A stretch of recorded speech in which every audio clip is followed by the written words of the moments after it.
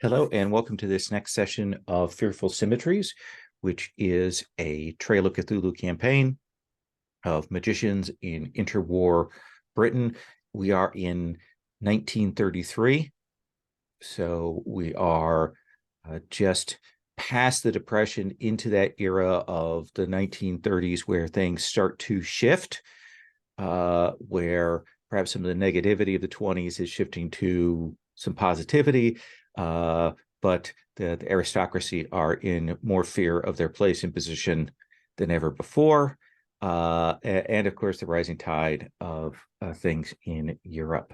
My name is Lowell, pronouns he, him, and we are in the middle of a mystery set at Ashby Wake. But one of the things that we did mechanically last time is the group picked up two books. One is a grimoire, the Petit Albert, and as I said last time, there are two spells in that. And then they were given the kind of like sort of ahead of them actually solving the problem, but they were given the papers of the late Carnacki that also contain a number of occult rituals there. So we've got in that Petit Albert, there's the Ariadne's Twine, which is the mental picture of a location, and then the Come and See Me, which is kind of a come hither spell. These are both spells. For these, you have a test difficulty, a stability test difficulty to cast the spell, and there's also a stability cost. So what that means is that in order to actually get the spell to go off, you need to make that stability test, which means you spend from stability. And sometimes there are relevant things that can be added to that. And then there is a stability payment for actually doing the spell itself. Magic in this, the MP, the power that you have, everybody has a point of that, can be used to fill in for that cost. So it can be used. And the way I'm going to read it, just to make it sort of coherent with the way that the general to investigative spends make, is if you spend a point of magic, that counts as 3 points towards that stability cost. Because it's a potent thing, and because it means that you have to go and kind of recharge that. Now, the other thing that you can do with a magic spend is you can attempt to make the spell stronger or have a greater effect or affect other targets. If you do that, you spend that magic point, but the casting difficulty will also be raised a little. We'll talk about what that is, because you're trying to muck with an established spell. The spells that we have from Carnacki's papers, two of them are rituals. Rituals are things that take time, and there is a stat called inertia. Inertia is essentially the resistance of this thing to being called. And there are tests done over time to get that ritual to happen. The Summon Bind Knocker spell is pretty easy with the resistance inertia of 8. And I'm seeing my typos in the document that I wrote. I'll just fix one of those. One of many I'm supposed to. And then the other one is Contact Nodens. That's more involved, has a specific geographical location that you have to use to contact and like gain insight from that. And then the other two are one's a very standard spell, the Goodwill of the Forest, and then the Mirrored Blade it's not a ritual, but it is a spell that takes time, because you have to actually do the physical act of taking a blade, polishing it over time doing the proper incantations to get it to the state that you need it at. So that is what it is. So the question you might have is, hey, how do I learn these spells?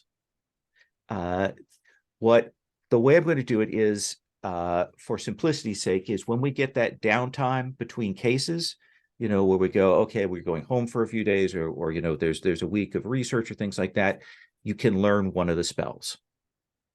And basically your choice. And if people want to double up on what they learned, that is also fair and fine. Does that seem like a reasonable way to handle that? So that's what we're going to do it. I will mention that some of these are based on things from the Trail of Cthulhu book, but then the other source is Chaosium has the Grand Grimoire of Magic, which is the big book of all the spells from all of their various modules and things. A lot of them entirely not useful for us, but they have a good section of those, I would say a good couple dozen, that are listed as folk magic, that are quite interesting and easy to adapt over to the kinds of things that we're doing. So that's where I've drawn some of this. So any questions about those, about what they do, about how it works, anything like that? I'm guessing I will have some questions when push comes to shove. But yeah, I think I get it. Dr. Whitewood, what do you think is your reaction to like seeing these spell papers and things? Well, it's a complete vindication of my view that magic is science. There is logic, and you can read these and you can get a sense of how to apply them. It's just a different kind of mathematics. And Richard, is your view as instrumentalist as that? No, I think it's rather the opposite, almost. In that these are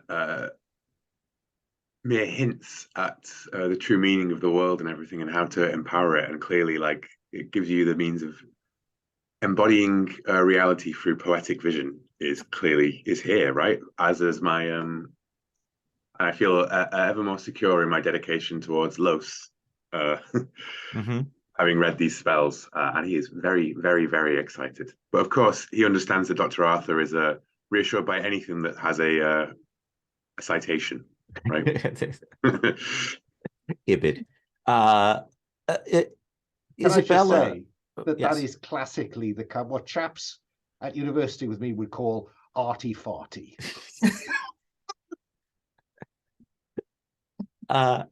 Isabella, you, in your experience, your time as a stage magician, working with your father and things like that, a lot of things have passed through your hands. People have sent you things. You've seen old books that you've looked at for inspiration for set designs and things like that. What is it about these that tells you that they're different than those things? Is it a feeling? Is it something about the way they're written and presented? What do you think that is? I think there's two differences. One of them is that most stage magician things are very much about the appearance, the construction, the physicality of the thing.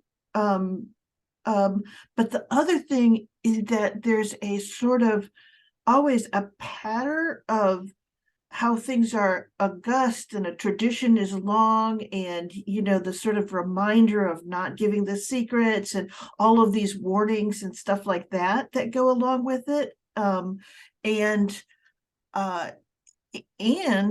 a sort of weird kind of citations like that start like from really old but will be quite modern in some places of things. So it's a very different like approach to the thing. Like, I guess in some ways stage magician texts sound like what people think a magical text would sound like, whereas this is what a magical text, and it's very much like, here are the things you need to do, and you're going to feel what the other things are that you need to pay attention to. So Nice. And Wilford, when you grabbed this grimoire, you have spent some time in Crispina's library. That's how you built up that occult rating. Like, what's your approach to this? How are you interacting with this? Are you putting your nose to the grindstone to study? Are you more skeptical? Like, what does that look like? I think Wilfred's sort of starting to realise that there's quite a large amount of stuff behind the curtain, and her library and this grimoire sort of proves that. And I think he is taking a very slow and cautious approach to studying the grimoire, in the same way he was quite slow in the library. That's equal, part of that he's not probably a natural reader, but also he is quite fearful of what this could do, if the curtain is pulled aside. Yeah, you've already seen what happened to Miss Weiberg. That's an object lesson. We're going to kind of once again refresh our members. You're at Ashby Wake. This is the house of Cyril Brum. He has asked you here to assist.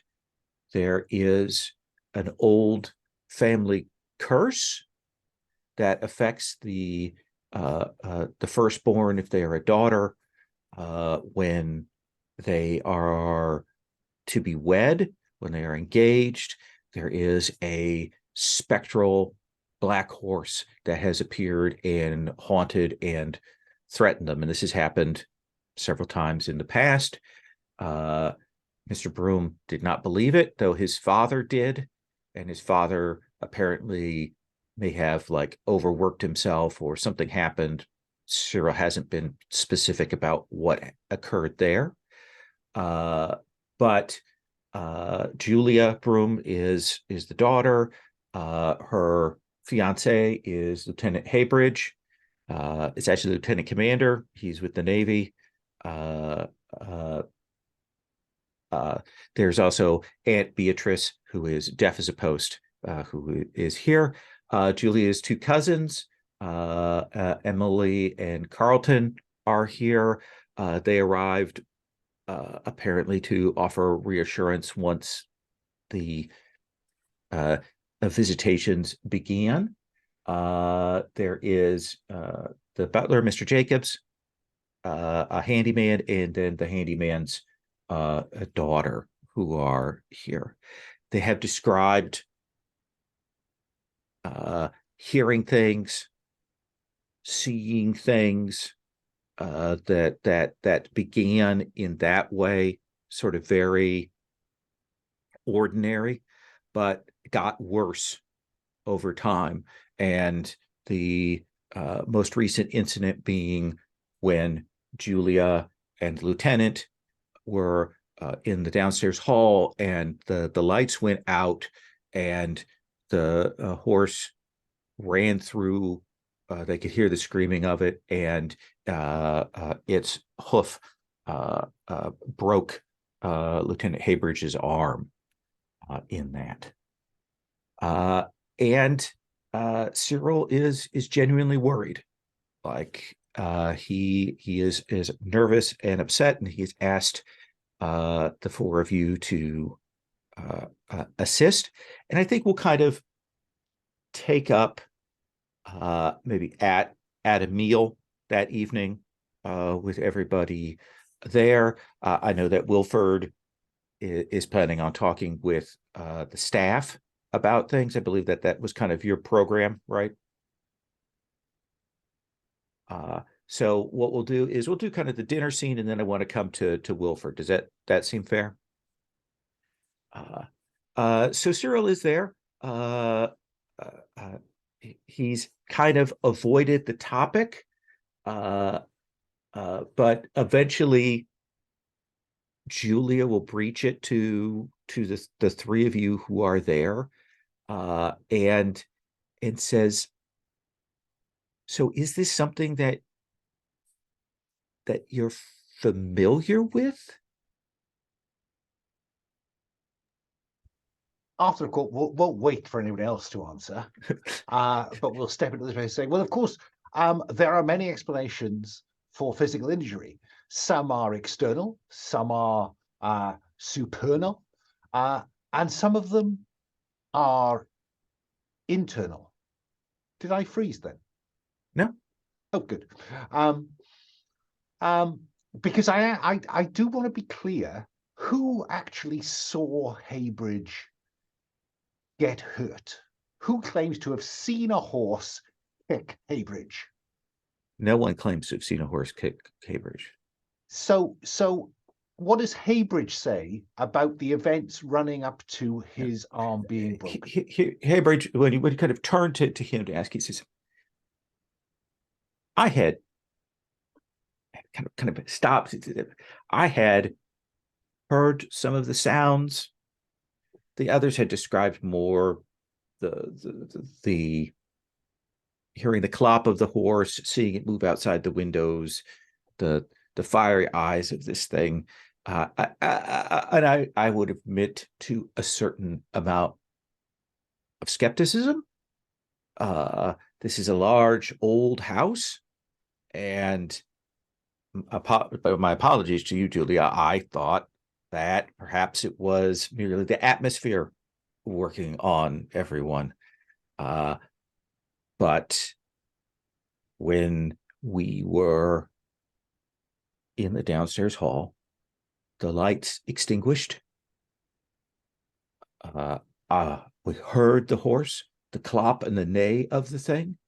There was a brief flash of red eyes, and then I was struck, and I mean, I cannot tell, but it certainly felt like the kick of a horse to me, and I was thrown back, and Julia helped me get right again, and we rushed to the billiard room, which was connected, and to get the light on, and when we looked back, there was nothing. So, in a portentous voice, Arthur leans across the table to her and says, no one has actually been in the physical presence of the horse. We have, I know Mr. Kales has seen it physically. Ah. He has said so. Said that, and this is Julia. She said the night after the attack, he saw the horse on the grounds. He said he had seen other things before that, but that night he saw it. Mr. Kales is not easily startled, but I could tell that it frightened him. I'm guessing that Wilford is not at dinner with us. No. We'll go to the staff thing. Fine. Okay. Downstairs. Imagine that also there are several times during this meal that Aunt Beatrice goes, what? With the ear horn throughout for the brief comic relief. There is a bit where Carlton from the cousin he's finally like, this all seems very, very odd to me. And Miss Grimaldi,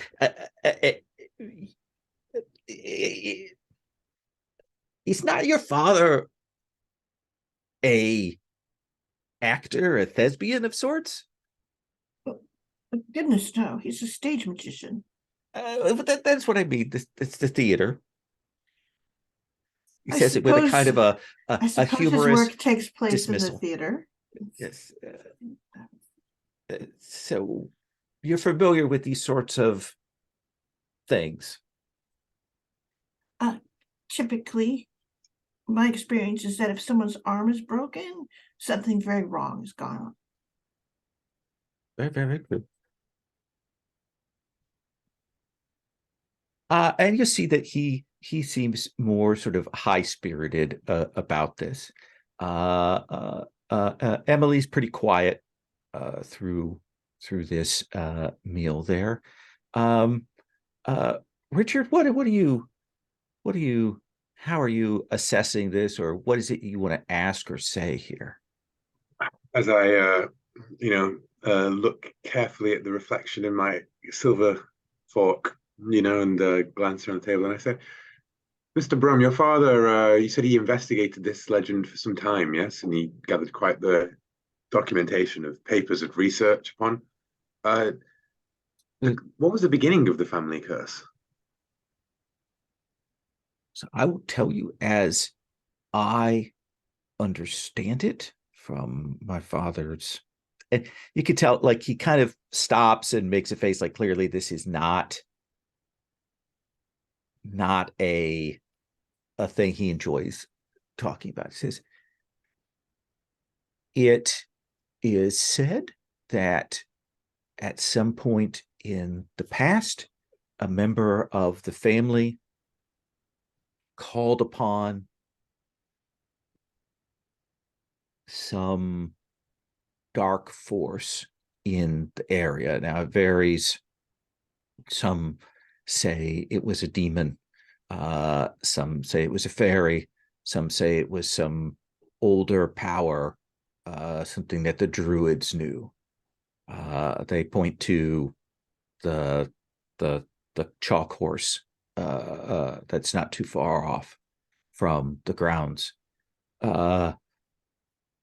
But a bargain was struck, a deal,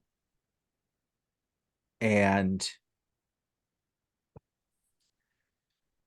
it varies how it's told, but the gist of it is that they were to offer up their firstborn son to this thing in exchange for what they gained, the wealth and so on. But when the time came to pay the debt,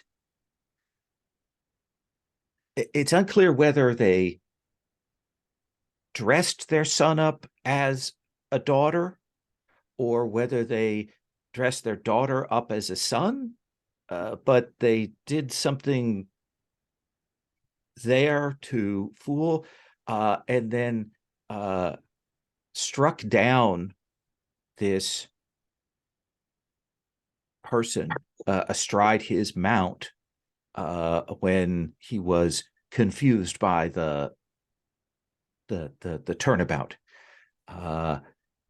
and ever since then, that horse that he rode has returned and has targeted the firstborn daughters of the house. Interesting.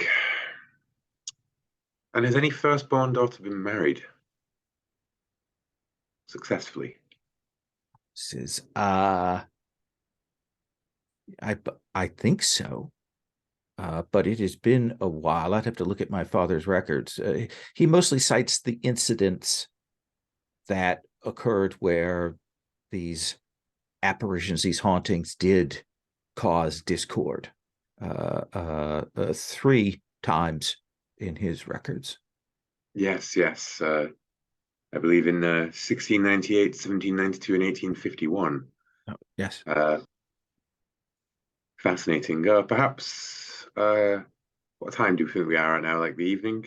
Yeah, you're finishing up the supper. At this point, Brum will say, "Well, we should retire to the smoking room. The gentlemen that direction, the ladies another direction." Isabella, when this gesture is made to split this clearly kind of along gender lines, what's your do you go with the men? Do you ignore that? Do you follow along with the women? You're muted. This isn't unprecedented. So I think she goes along and just talk to the women. That's fine with her. So So let me do this. Let's imagine that Arthur, Richard, you go with Rome and the lieutenant and so on. Isabella, you go with the ladies. Let's come to Wilford.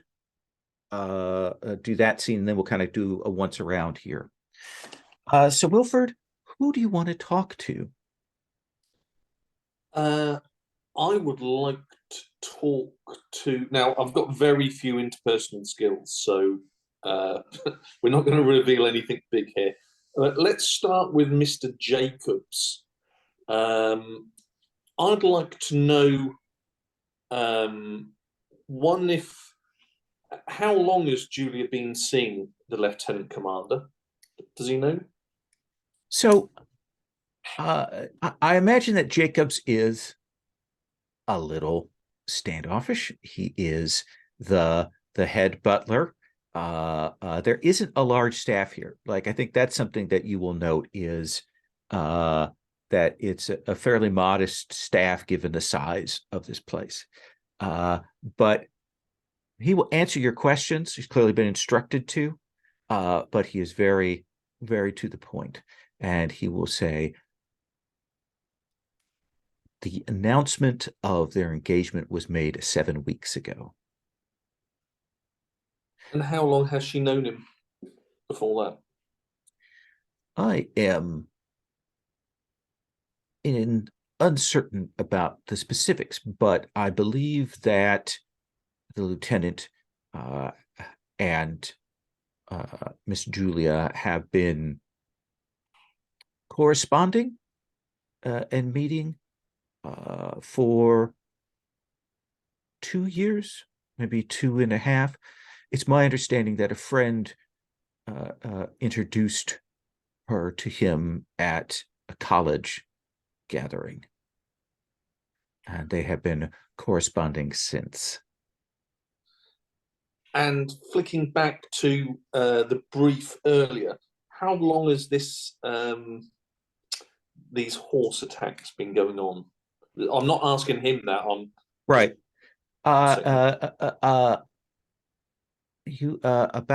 About 4 weeks.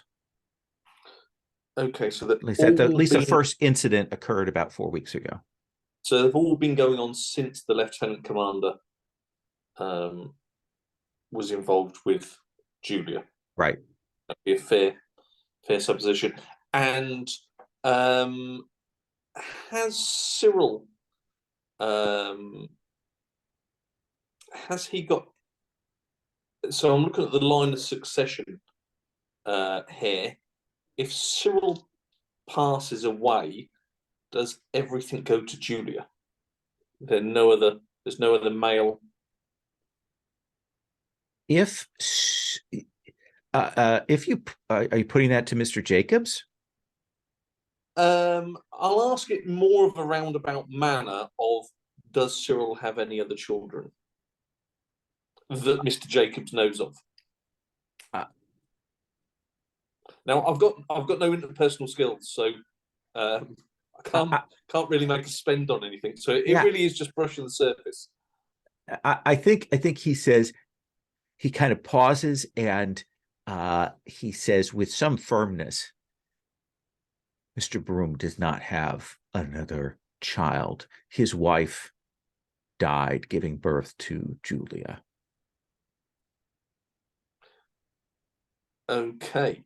So again, thinking outside on a if something happened to Julia, then the next line of succession down would be probably Carlton, yeah? You would assume so. Okay. I will ask Mr. I was going to call him Carnacki, but that's not him. Mr. Jacobs, how long has Mr. Coles and is Annie Coles in employment in the household, or is she just Mr. Coles's daughter? He will pause and he says, Mr. Coles has been in service to the house for all of his life. His father was the keeper here. His daughter assists him. Mr. Broom generously pays a salary to her. She, given the limited nature of the grounds staff now, she looks over certain things, but certainly at her father's instruction. A sort of unofficial employee. That would sort of sum her up, yeah. You could say that Okay. if you wish to. Of course.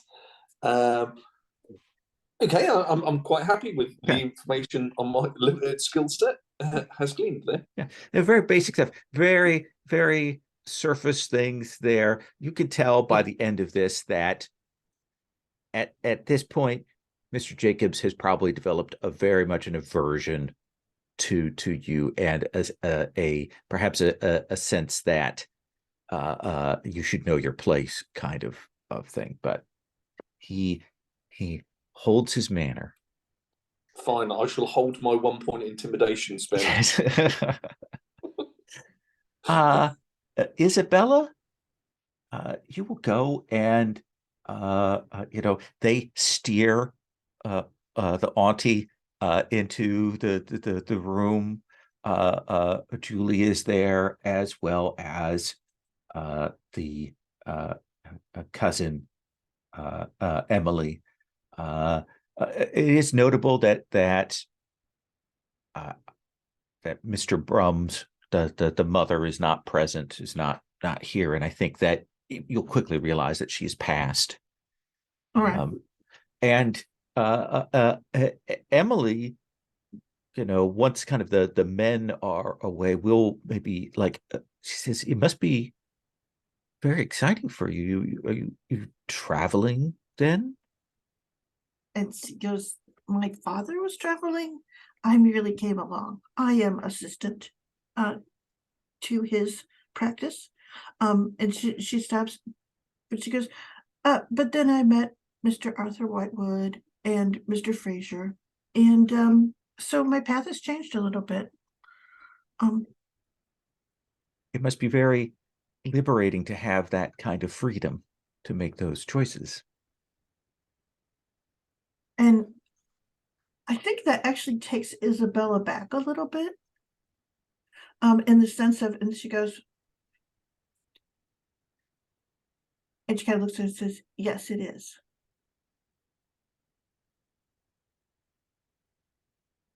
And I think that will maybe get Emily a little quieter then, though Julia will pick up the conversation and try and talk more lighthearted things there. What is it you want? Like, what's the line of questioning? What do you want to use interpersonal wise, and what do you want to try and get here? So I think, and this is a good point, I think that she's sort of like, when she's talking, she talks very much like she goes, I know how to do things for my father, and like she will demonstrate some of those minor magics and stuff, but mostly what she's trying to do is be like, yes, I'm very different than you, it's okay, and get it so that like when she asks a question, they don't really notice. Again, a sort of very light interrogation that is really about what is the sort of what's going on in the household for them, to their eyes. Okay. If that makes sense, because it's been like two weeks at least since all of this happened. And yes, it's like there's a lot of stress and things like that. So get a sense of when Emily and her brother showed up, when, who thinks what is going on. So sort of thing. And Emily, she, and it's just a very casual as much as it can be. Emily and her cousin Carlton arrived separately shortly after the first couple of visitations of appearances of this creature. Carlton particularly says, and I had, we were growing up, the three of us heard all these stories, they were always circulating. And of course, our grandfather was, or rather his,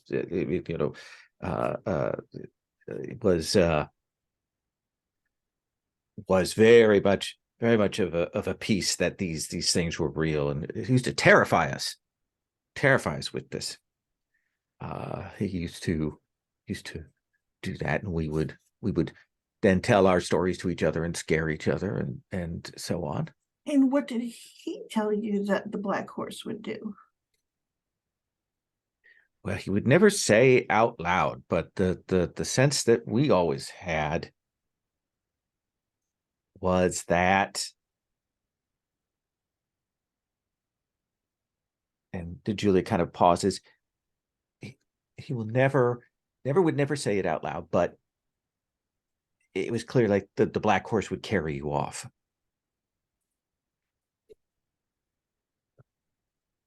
You never saw any hint of the black horse when you were children?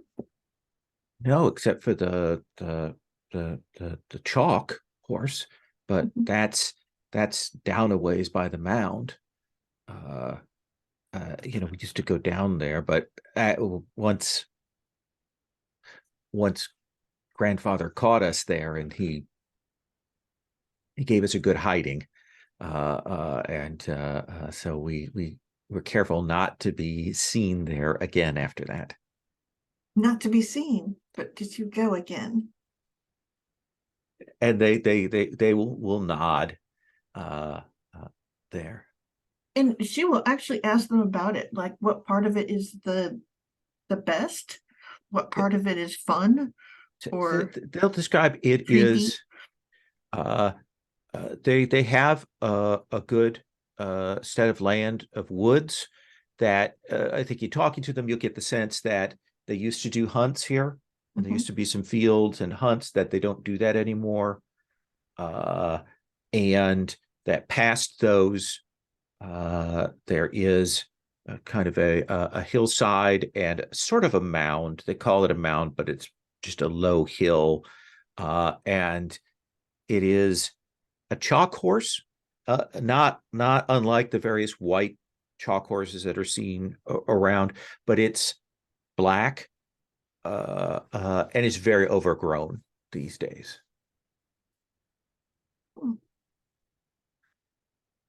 Yeah, interesting. And did they just go and play there? Did they like tell Yeah, scary they would go stories? and play there. Okay.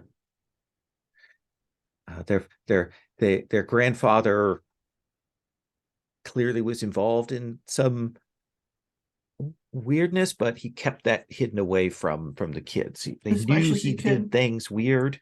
Okay. But all right. now, And do you want to make an interrogation spend? Do you want yes, to I want to get get a specific thing? Like, what do you want to know here?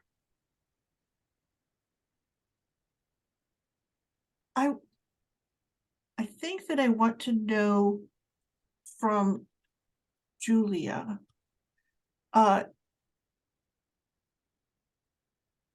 when did it truly get weird? Like when she realized that something was not just people's imagination. What was that incident?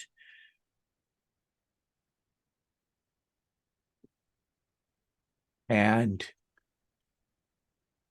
she will say, I have not told Father this or the lieutenant, but the night after he was struck, I heard the clop, the sound of the horse, quiet at first, different than the sounds I'd heard before. This was more ominous, more portentous. And I looked outside and I saw the horse. and then it vanished. And I turned and I saw the horse's head floating at the foot of my bed, its eyes baleful and red. And it raised a hoof, unshod and bloody, and it clopped, and then I screamed, and it vanished. And I told my father it was merely a nightmare, but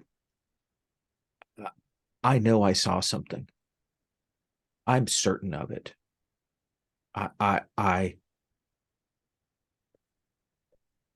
And there was no one else in the room. I can tell you that. I know that. And I think you can tell that Emily, like she's very wide-eyed, and she clearly believes this. All right. Just as Julia does. All right. And for all practical purposes, Isabella does too. Okay. Like, does that make any sense? Yeah. I'm going to cut from you to the smoking room. There's a billiard table there. Cyril is pouring out glasses for everyone. You will notice definitely that Carlton, he's certainly a little bit of a drinker. Perhaps he keeps it slightly in check, but you can see the sort of telltale signs, I think, Dr. Whitewood, of someone who perhaps indulges in alcohol more than he ought to. Richard, I saw you take a drink, Will, so I thought I'd come to you. What is it you're trying to get out of this conversation with Cyril and Lieutenant and Carlton? I think that Richard's actually more itching to take the air and to investigate the grounds and to try and find out. But I think he's going to take, he's going to enjoy a drink with Carlton. Okay. And we seem to be of similar ages, perhaps. Yeah. Do you fancy a game? What's the table? Yes, of course, my good man. I'll have you know I'm rather a good shot, though. Oh, that's what they all say till they actually get to the table. Yes, perhaps not quite as good at, perhaps even a better shot than the lieutenant there with his arm in that sling. Lieutenant will nod and will say, I will not be playing for a while. Well, I have to make up for you. Yeah, you can chat with Carlton, and then you can make your excuse to step out. Yeah. It occurs to me. I think really what I'm doing with Carlton is I just like to keep topping up his brandy, Okay. And I'd like to ask him perhaps as lieutenant, is on the other side of the room, as we're on the other side of the table, and just nod and say, so military man, yes, taking over Brum House, Ashby Wake. I don't know if he'll be taking it over. I'm certain that I mean, his family. I mean, it's just wonderful that he's risen in the service as he has, but I don't think that qualifies you for certain things. No, rather not. Certainly not to the Brum name. Yes. He's a little bit of a red, actually. Very, Very labor, very liberal. Oh, how terrible, Richard says as he tops the glass up again. uh, I think actually when I go to perambulate to the grounds, I would like to ask the lieutenant if he would join me. Lieutenant will stop and will hesitate, and he says, "You can tell that he's like nervous about leaving Julia alone. Like that clearly bothers him. But he'll kind of look around and see that Dr. Whitewood is there. He's seen your man Wilford. He knows that you've brought people in, and he will nod and I might even lean in close and say, and don't worry, my man Wilford served. You can rest assured that nothing will get past him. and that seems to assuage his things. And he will walk with you out onto the grounds. Yeah. If it's okay to put a pin in that, Yeah. I wouldn't want to take away characters for if Dr. Whitewood had any pertinent questions. Like we could do that after Dr. Whitewood's had his turn. So let's kind of go to Dr. Whitewood. Maybe if we need to roll back a little, we can do that. What are you doing here? What's your goal here in this conversation, Dr. Whitewood? How many days since he broke his arm? I think we're going to say a week. Probably too long. I wanted to look at whether there was any bruising, for instance, and the nature of bruising. But I think I'll still have a crack at that. Okay. I think I'd like to ask the lieutenant if I can just, or lieutenant commander, if I could just examine his arm. Absolutely. We had a doctor up the night of it. Oh yes, I don't wish to cast any aspersions on colleagues. I just would like to examine it. Do you wish to make a medicine spend? I do. Okay. You will take a look at it, and it's definitely broken. And like I think you can see the faint traces of like two parallel lines of the bruise, like a hoof hit that. But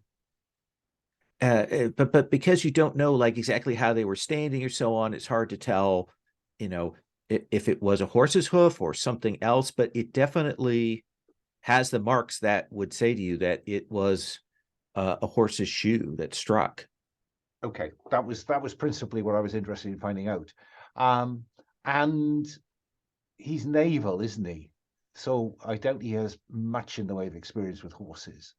I think as you are touching him and talking with him, there is a moment there where, and there, that there is a line of power that runs somewhere nearby here. And I think as you are touching his face, there is a brief moment where you will see Lieutenant Haybridge, and you will see him floating in the green of the water. You will see his dead white eyes there, and above there are flashes somewhere, and then it's back to normal. I'd like to make a stability roll, I think. Absolutely. I think this is a difficulty. It's a difficulty 4, but I think the potential stability loss it's just a flash, but I think it's a 2-point loss there. I think I will spend 2 and roll the dice. Here we go. 1d6.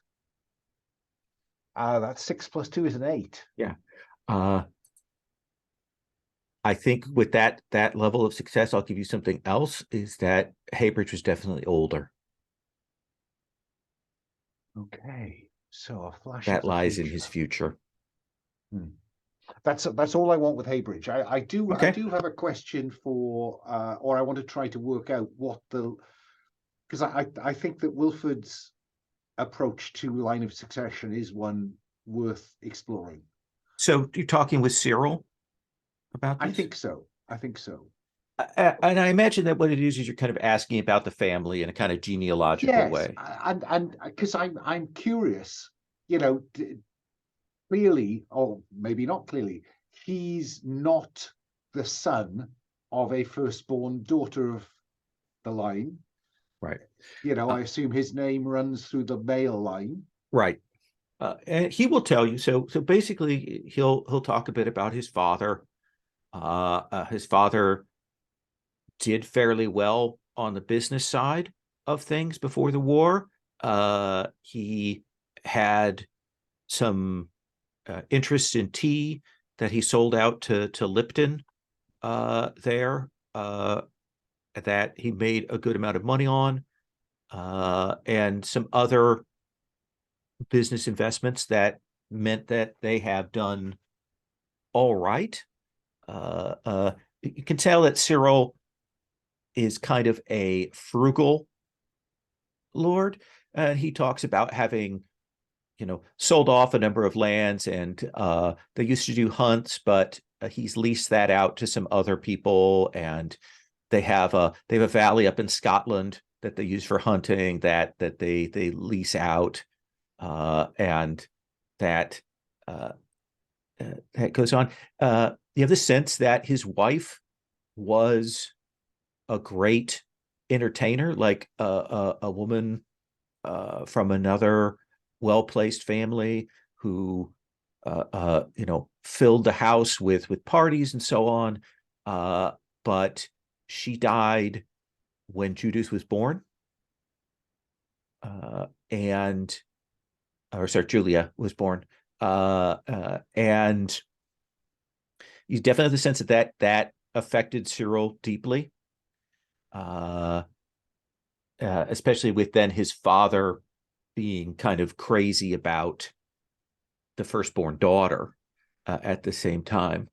But then the war happened, and he and his brother went to serve, and his brother Cyril clearly was always the eldest, but like his father after Julie was born tried to like perhaps have his brother take over as master of the household. There was some weirdness there, but he died in the war, and Cyril survived. And the only other question I've got really is how Aunt Beatrice fits into the picture. Because is she his sister, or is she his dead wife's sister? Is she in fact a firstborn daughter of the line? He will say Aunt Beatrice is my aunt, my father's younger sister, the surviving sibling of that line. She has no other place to go. We've always treated her fairly well. The ear horn gets a little wearing after a while, I will admit. I can imagine. I think that. So just to be clear, then, this conversation was intended to look back at the family and look forward at the family. Mm-hmm. So we've done the looking back. In terms of looking forward, were something awful to happen and Julia not inherit, will she inherit if she remains unmarried? And if she doesn't inherit, who would? So Cyril will say, if she were to not marry, God forbid, I would not change. She would still inherit, though I would probably get a trustee, because you don't want to put that much, money in the hands of a, yes. But you can tell that he would like that. He's a little worried about her, but that he would. if something were to happen to her, then it would fall to the cousin, the Carlton. He is the eldest male. Yeah, I keep saying Judith when I mean Julia. Yeah, that's fine. That's fine. I know. So that's fine. Thank you. Let's take a break. Take our 10-minute break. We'll come back with Wilford, and then give everybody another kind of once around moment scene here. Sound good? Sounds good. So take 10. So Wilford, you had your time there speaking with Mr. Jacobs. What would you like to do next? I want to give everybody like another scene here before like the night closes out. One, I'd want to know what's the plans for tomorrow. Is this a very much a Downton Abbey sort of, are they going to go shooting, or what is the plan for tomorrow? I think you kind of ask about that, and it becomes clear that they don't usually have guests that often, and they don't really do shooting. There's like they've planned for a lunch and so on. They've for guests. They don't go riding because all the horses have been taken off the estate. They might like you will get the sense that maybe they'll walk around, like go for a walk around the grounds kind of thing as a tour. A constitutional. Yes. And I think the only thing I'd else like to know is the attack on the lieutenant commander. Mm-hmm. What room did it happen in the It house? happened in the downstairs hall. That there's a set of stairs that go up from there. It goes off onto one of the dining rooms and goes into the billiard room from there. It connects to some other hallways. Okay, at some stage in the future, I would like to visit that room. Okay. Probably with Isabella in tow. I think she could have some fine skills in that area. Yeah, you'll get a sense of the staff. Mr. Jacobs is the butler. He has at least one assistant. There's a cooking and cleaning staff, but it is pretty modest. The house is bigger than it needs to be for the number of people that's here, and certainly there are unoccupied wings and things here. I will make a note to my accounting colleagues that maybe some investigation into the wealth of the family could be handy. Isabella, what about you? Have you finished up with your conversation with the ladies? Do you want to look around? Do you want to talk to them further? I actually, they are smart women. They are not, and I do the thing where I sort of lean in and I say, Julie, I would like to see your bedroom where you saw the horse. I believe you that it is supernatural, but I must make sure that there was no worldly tampering. And Absolutely. And she will turn to Emily and go, I hope that you'll come along too. You could tell that she kind of doesn't want to. Do you want to, are you not, don't have to make a spend, but are you going to press her to come with you? I don't think so. I will. Do I get the sense of what her, like, is she like freaked out or? Yes. Okay. Like that actually scares her. All right. And you'll walk up, and I think that you will get the sense of how big the house is, and like we don't use that wing kind of thing, and She says, Father always talks about selling off and getting another place and so on. But I would hate, I mean, Carlton and Emily and I grew up here. I would hate to lose the home, but my father, I think perhaps he has memories that are not as nice. Yeah. And it's because there's a lot of house and a lot of memories. It's very possible. So you will go up to her bedroom. It's nicely appointed, big bed. What is it you want to do? What are you looking for? I think I have, essentially the craft, essentially. And Mhm. this is my thing is I'm looking to see, I know how tricks with mirrors and, things projected into mist and that kind of thing work. And I am essentially looking to see just, are there any marks of that sort of gear having been used? Is there anything here that marks that spot where that horse appeared? I am attempting to eliminate essentially possibilities of how that image of the horse might have been projected here other than supernatural. So let's have you make a craft spend. Okay. I will give you a couple of things here.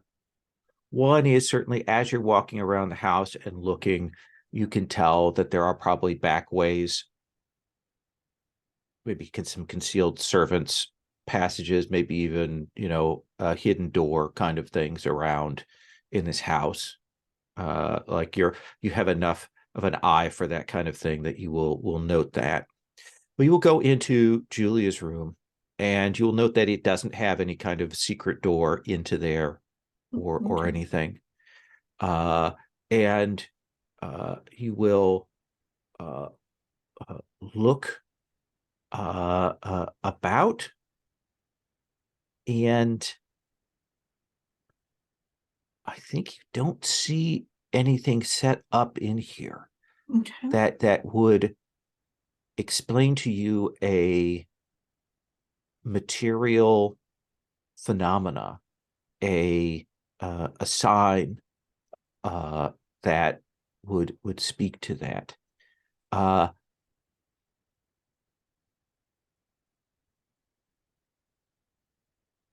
Should I make an occult roll at this point then? Now, I don't think an occult spend is. Actually, yeah. Let's say if you want to do an occult spend. I will.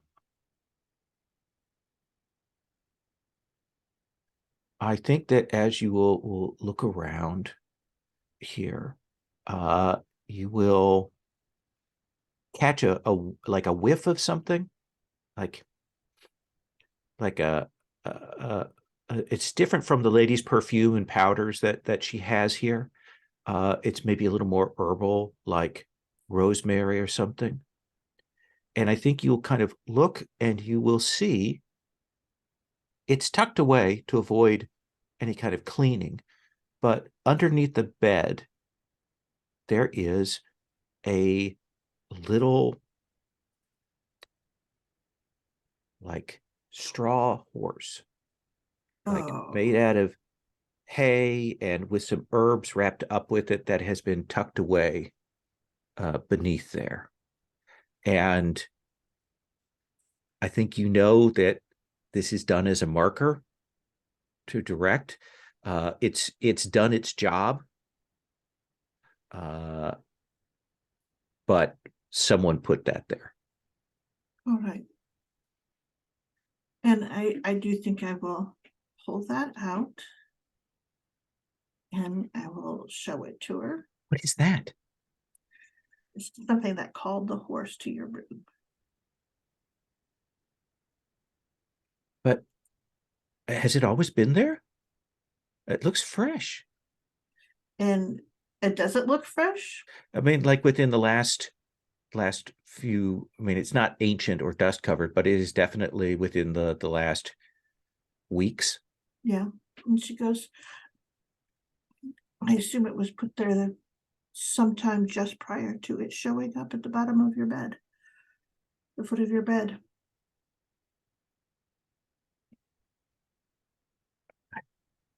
But she's kind of aghast. And she stops and she goes, this is good news and it's bad news. Means that what has been happening isn't entirely the horse's will itself. But the bad news is it means someone is playing with these items. They may not know what they're doing, or they may know. I think she's like, she doesn't know what to say. Mm-hmm. And that's the thing, is she goes, this is good. It gives us something to work with. And she goes, but just very quickly, can we run through who was in the house the day before and the day of the attack on your fiance? Everyone who's here was present in the household. I think by that point, Father had already kind of sent away some of the staff. So who's here is here. Okay. Okay. That's good to know. And she goes, I think you're okay now. We'll keep an eye. She goes, she stops and she goes, we're here. We'll make sure that we find out who is behind this. Richard, you're out on the grounds walking with Lieutenant. What is it you want from this conversation? Oh, well, I think I'm engaging Richard in, I mean, not engage Richard, engaging Haybridge in, conversation about that Carlton's a rather snobby chap, isn't he? He will say, he's rather too dissolute for my tastes, but Julia is very fond of him. His sister is very put upon.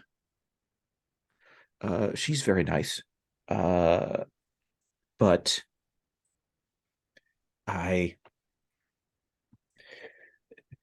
it's not the path that that is a path I avoided.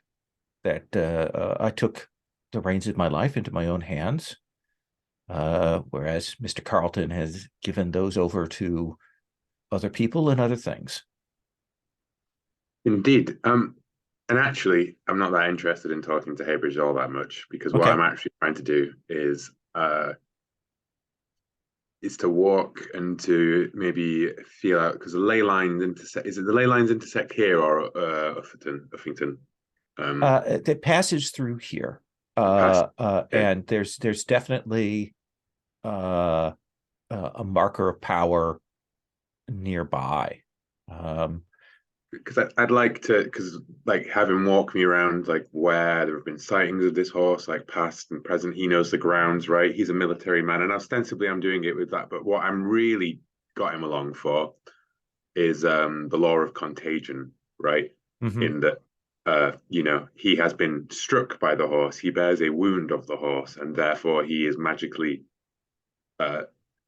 intertwined to some extent with the horse. He's the closest thing I have to a sympathetic object. So I'm almost sort of like dangling bait in front of the mystical fates, right? Because that's never gone wrong for me before. Absolutely.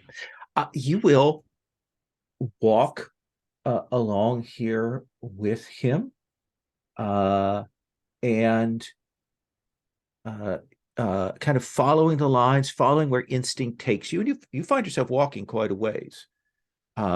Until to the point where Haybridge maybe is like, maybe we should turn back, but you kind of press on.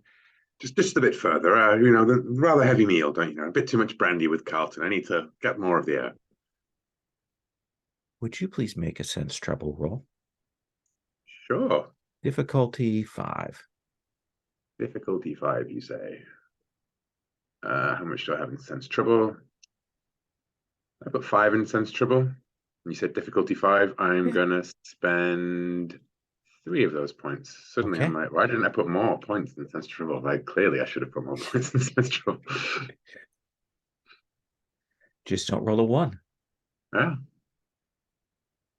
My favorite of the Lowellisms is don't roll a 1.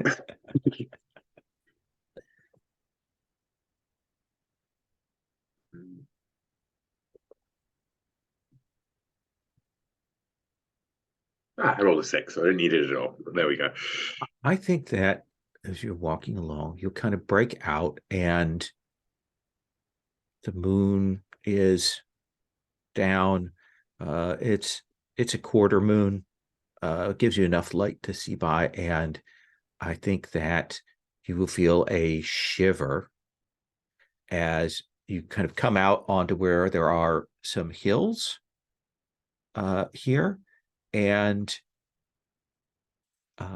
you will feel something manifest, and you will see a black horse begin to appear there. And it doesn't have eyes for the lieutenant, but it has eyes for you. And you hear it whinny. Haybridge clearly doesn't. Like, he doesn't hear this or see this at all. But you will see it, and you can tell it is about to come for you. What do you do? Can I cut to the games room? Pardon? Can I cut to the games room? Sure. I say, has anyone seen Haybridge and Mr. Fraser? I like that cut. What do you do, Richard? I mean, is there a hedgerow or a tree You nearby? have to run back to the woods that you just came out of. You could do that. Yeah. Or a fence, any kind of sort of like cover that I can get between me and the horse. But obviously that involves fleeing, right? Okay. So yeah, I think I would like you to make a fleeing roll. Let me put some. Oh wait, it just occurs to me I got preparedness. I had a shotgun in my back pocket the entire time. What do you want to do? Yeah, I don't have any firearms, so I'm just desperately trying to think of what I could have brought that could be useful here, and I think the only thing is a pair of good shoes. So yeah, I'm gonna run. I will spend some fleeing, I guess. Yeah, so fleeing right now with the horse's pursue roll is difficulty 8.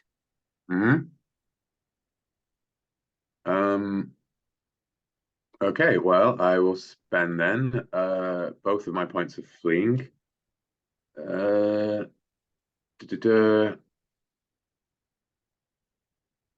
I was just reading the slightly complicated rules on fleeing to remind myself what that is, but it's not relevant.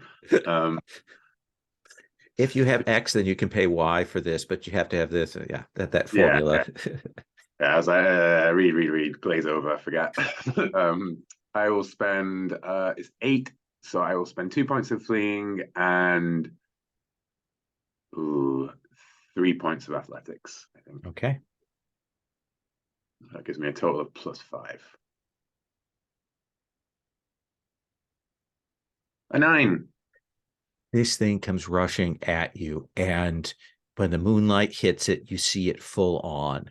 That is a stability 3, difficulty 4, and the horse comes at you and rears up and goes to strike at you with one hoof, like clearly aiming to strike you in the chest or head.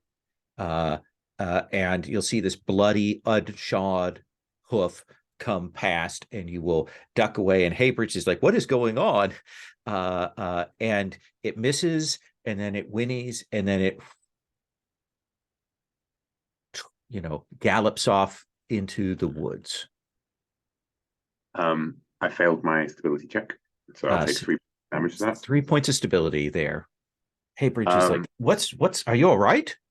and I scramble up, after like diving away from the horse and like covered in mud and everything, and I scramble and I'm staring intently at the floors, at which direction did it run off in again? It ran into the woods, more towards the house. Oh well, do I spot, are there any hoof prints or anything like that on the No. ground? No. Then I wild-eyed look at Haybridge and I go, You all right? the horse, it's going to the house. I saw nothing. Quick, man. All right. Let's cut back to Dr. Whitewood. Did anyone see where they go? And then, of course, we cut to the French windows that just blow gently open in the wind. Have they gone outside?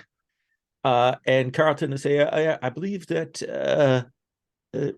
your friend Richard, it is Richard, it's not Dickie or anything, right?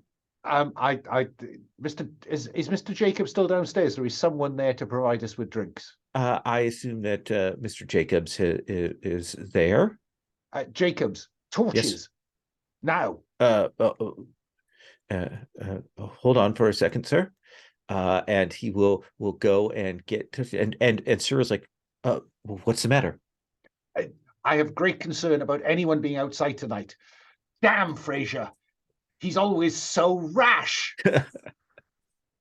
And Jacobs, find Mr. Brumble. Find Mr. Broom is here. Brumble man. Your manservant. Hold on.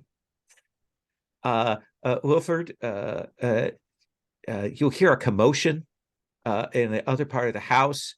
See Mr. Jacobs running past with some torches, and you follow behind, and you will see Dr. Whitewood in a state. Mr. Brumble, do you have your weapon? Yes, Doctor. Of course. Take these torches and get out into the ground. See if you can track down Fraser and Lieutenant Haybridge. I'll stay here and protect the women. Of course. And I pick up a poker. Okay. I am curious where the women are and what they do at all this kerfuffle. So you grab poker, start to move inside. Wilford, you're running outside with the torch. Are you drawing your weapon? Yeah. I will have pistol in hand. Okay. Absolutely. And Richard is running towards you in the dark. No torch. You are running towards him, torch out, bobbing every which way. Hold hard, Mr. Fraser. Hold hard. Isabella. Well, because I'm guessing that I go to where the ladies have withdrawn to and find that Julia and Miss Grimaldi are not there. Yes, no, the women are not present in the sitting room. Where's Miss Grimaldi and Miss Brum? And what? Miss Grimaldi, you will hear kerfluffle and shouting downstairs. Isabella, where are you? And she goes, I think we're being summoned. Julia. Do you take Julia with you? Do you put her in a room? What do you do? Oh, no, I probably take her with me, just that I would rather have my eyes on her and not have something terrible happen when I'm not looking. So Isabella, you'll run down. You'll see a very flustered looking Dr. Whitewood. Dr. Whitewood, you'll see Isabella and Julia. A poker. Yeah, and she sort of stops and she goes, what's happened? Fraser and Haybridge are missing. And she sort of I've sent Brumble out to find them. I'd like you to gather all the ladies into the withdrawing room so we can keep an eye on them. Very well. And I think she is sort of like they stop at the landing on the stairway, and she sort of gestures to Julia and runs back up to Emily's room. Gives a knock. We'll come back to that in just a second. All right. So I think we've got two people on the ground. Wilford, what are you doing? Are you moving around to search? Are you doing something with purpose? Like, what is it that you were doing before we come to Richard? If my torch picks him up, I will head straight for him. You don't see him yet. I mean, it's a dark woods. It's quite deep. Fine then. Yeah. Well, I'll search for him around the woods. Absolutely. Would you please make a sense trouble roll? Indeed. How hard? Difficulty 5. I've got loads of sense trouble. I will spend 3. Okay. Of course, I didn't call up the dice room. That would have been way too easy.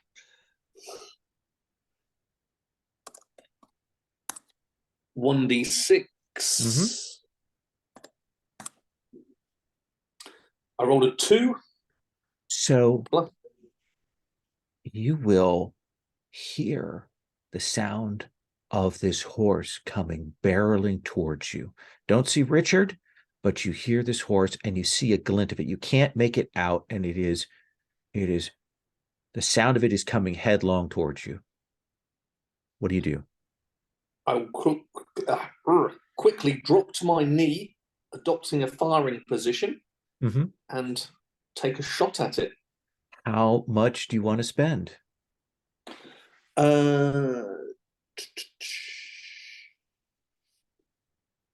That's a damn good question. Let's start by spending 3. Okay. Rolling 1d6 again. 5, 6, 7, 8. And you can kind of barely make out this horse because it is black. The night is dark. You're in the woods. You can just pick out a glint of it, and you are certain that you put a bullet right in its mid body, and nothing happened. Would you please make a stability check 3 as the horse barrels down on you? Certainly. So the check is 3, yeah, and the loss difficulty is 4 with a potential loss of 3. I will spend 2. Okay.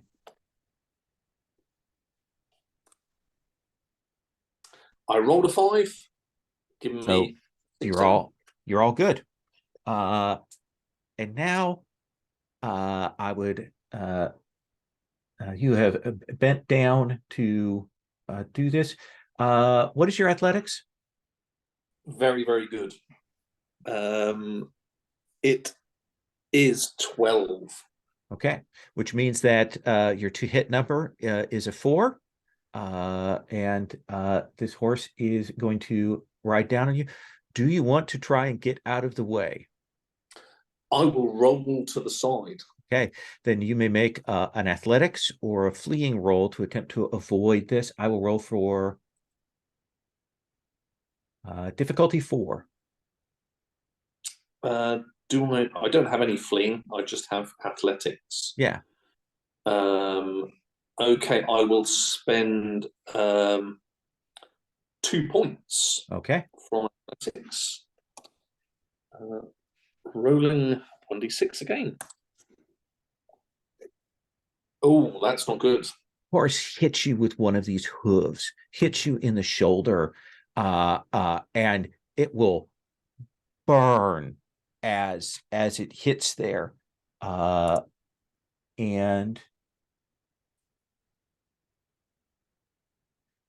you will take 3 points of health as it knocks you down, and you feel the blood rush out of your shoulder. And it clomps down, like it hits you with that, knocks you over, and then clomps down once more onto you, and then turns back and disappears back into the woods. Okay, well, at least it's not going to the house anymore. Yeah. Richard, you are rushing, chasing the horse. You'll hear a gunshot. Do you continue pursuit? I think there's a, probably Haybridge, like, lagging behind with his broken arm, right? Like, he's trying to hold it as best he can. You can tell it pains him, but he is doing his level best to keep up with you. And you hear that shot. You hear maybe a grunt or an exclamation, a whinny, and then you see the horse running back towards you. I'm gonna dive and push Haybridge out of the way of it. Like, I don't want him to get trampled by it either, even if he can't see it. And it doesn't seem like it's focused on striking you or attacking you. It runs past you, back towards the mound. And as we pull up, by God, did you still not see it, sir? Could you still not see it? No, I did not. And I'll yell out like, hello there, is everyone okay? Like, yell out to the direction the horse came from. Probably hear, is that you, Master Fraser, coming back? Isabella, you go to knock on the door and you will hear voices in Emily's room. I listen. I over. You will hear what sounds like some conversation. It sounds like a man's voice. I think you'll recognize it as Carlton. And you hear Emily saying, you need to stop. You need to stop while they're here. You can't do that. They will see right through it. And he's like, she's a magician, but she's a woman. I mean, like how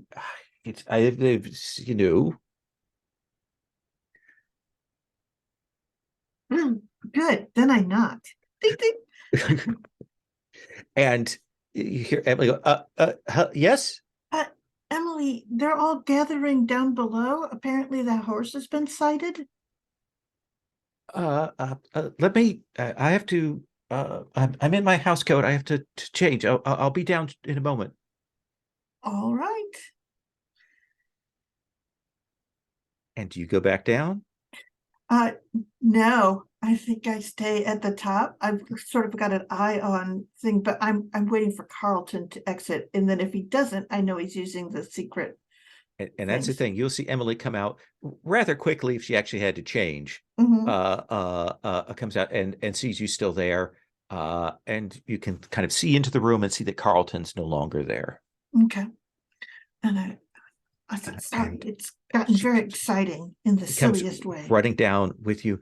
Dr. Whitewood, you're down there. Isabella's getting Emily. You've sent your man Wilford out on the grounds and you hear a gunshot. It's a relief that when Julia arrives, because if I've got this right, the only person that I am currently protecting is the aunt. Yes. And so I think that, of course, the retiring room has French windows onto the garden as well. Yes.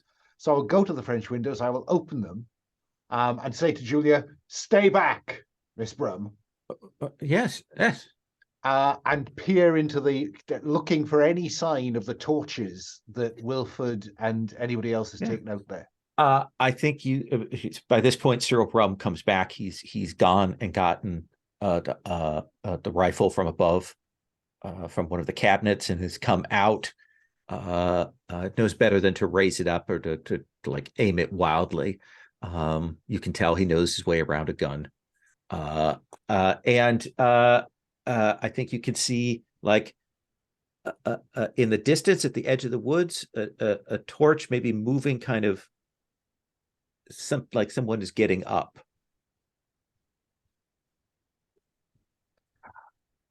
Mr. Brum, Yes.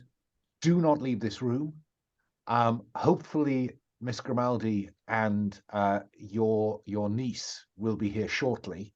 I need to go and see what's happening out there. All right. Clearly, Mr. Brum, do not fire into the gardens. Sir, I know, I'm well acquainted with the proper use of firearms. Thank you. I am reassured.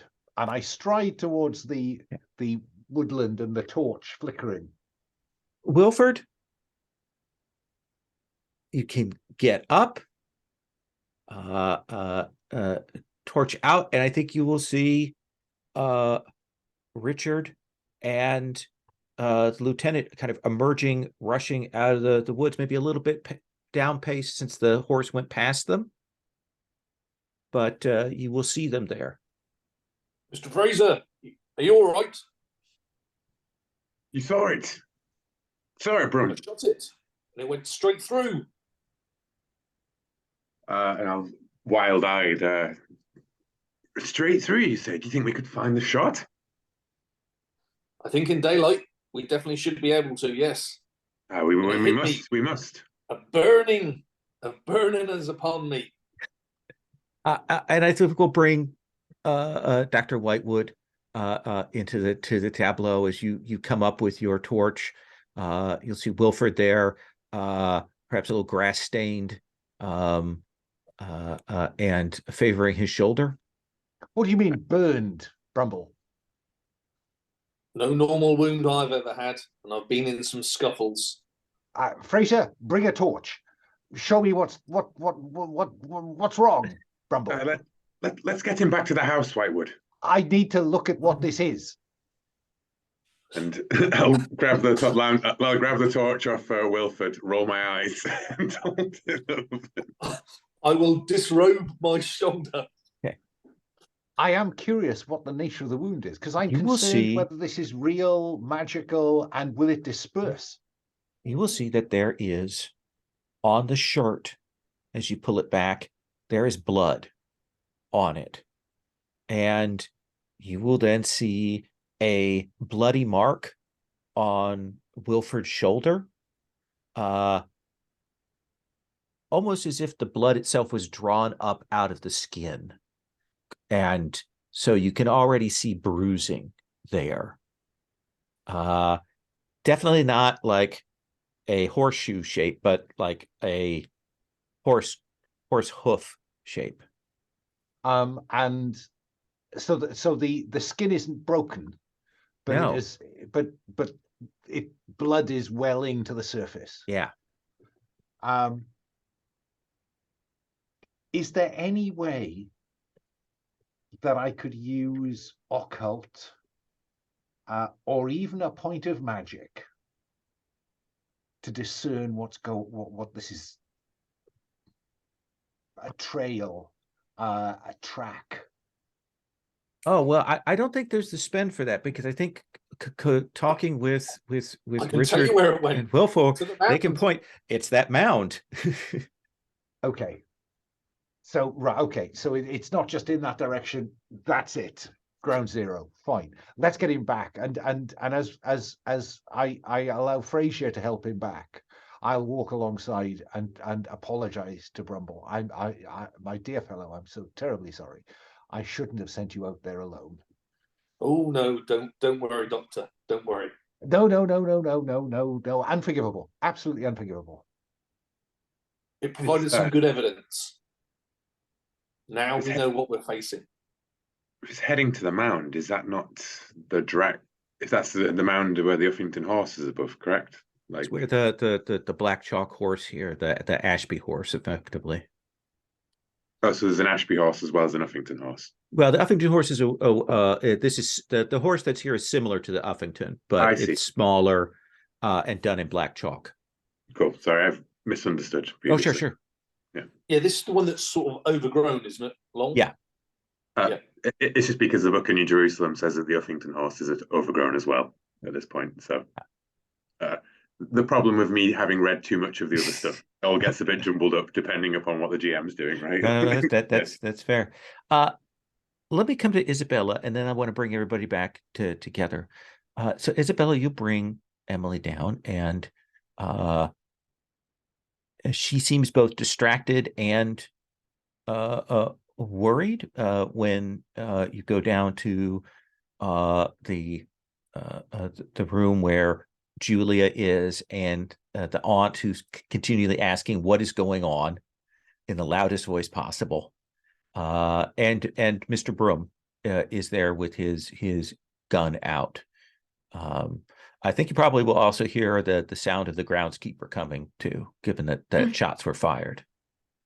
What do you want to do? You have some time here before the others come. I know, and I think it's while I'm escorting Emily down, I go, someone is messing with some very powerful supernatural powers. And she is incredibly unperturbed as she sort of escorts Emily down. She goes, someone's going to get hurt very badly.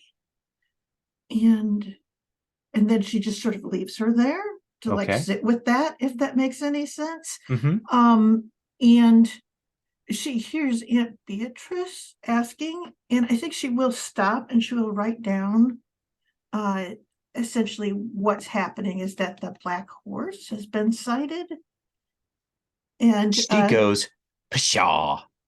Yeah, exactly. In a loud voice. But at least it quiets her down a little, right? So Carlton will rumble in just probably as the trio of Wilford, Whitewood, and Fraser are arriving back.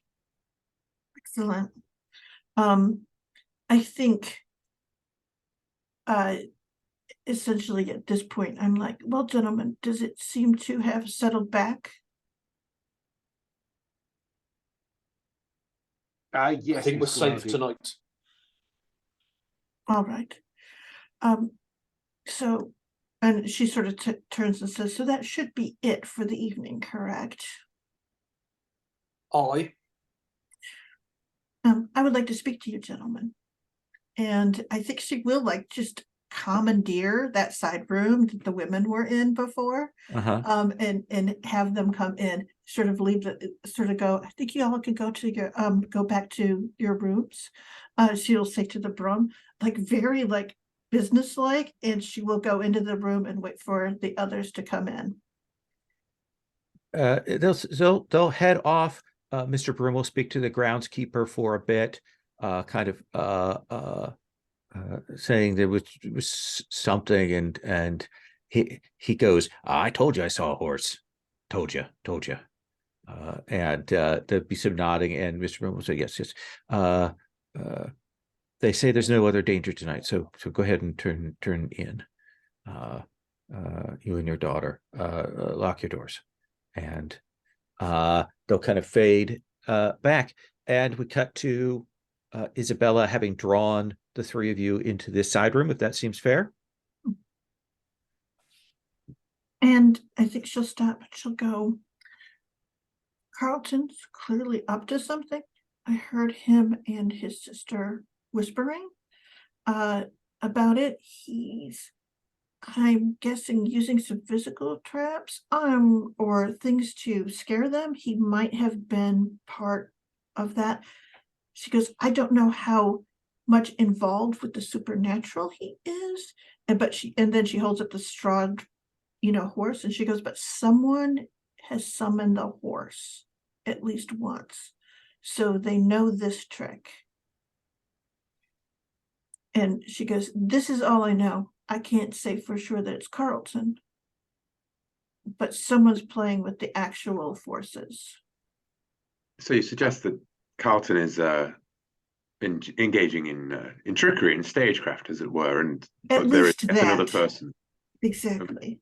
But he may have researched to know this. I don't know. Research seems like an awful lot of work for him, but Pulling my pocket watch out of my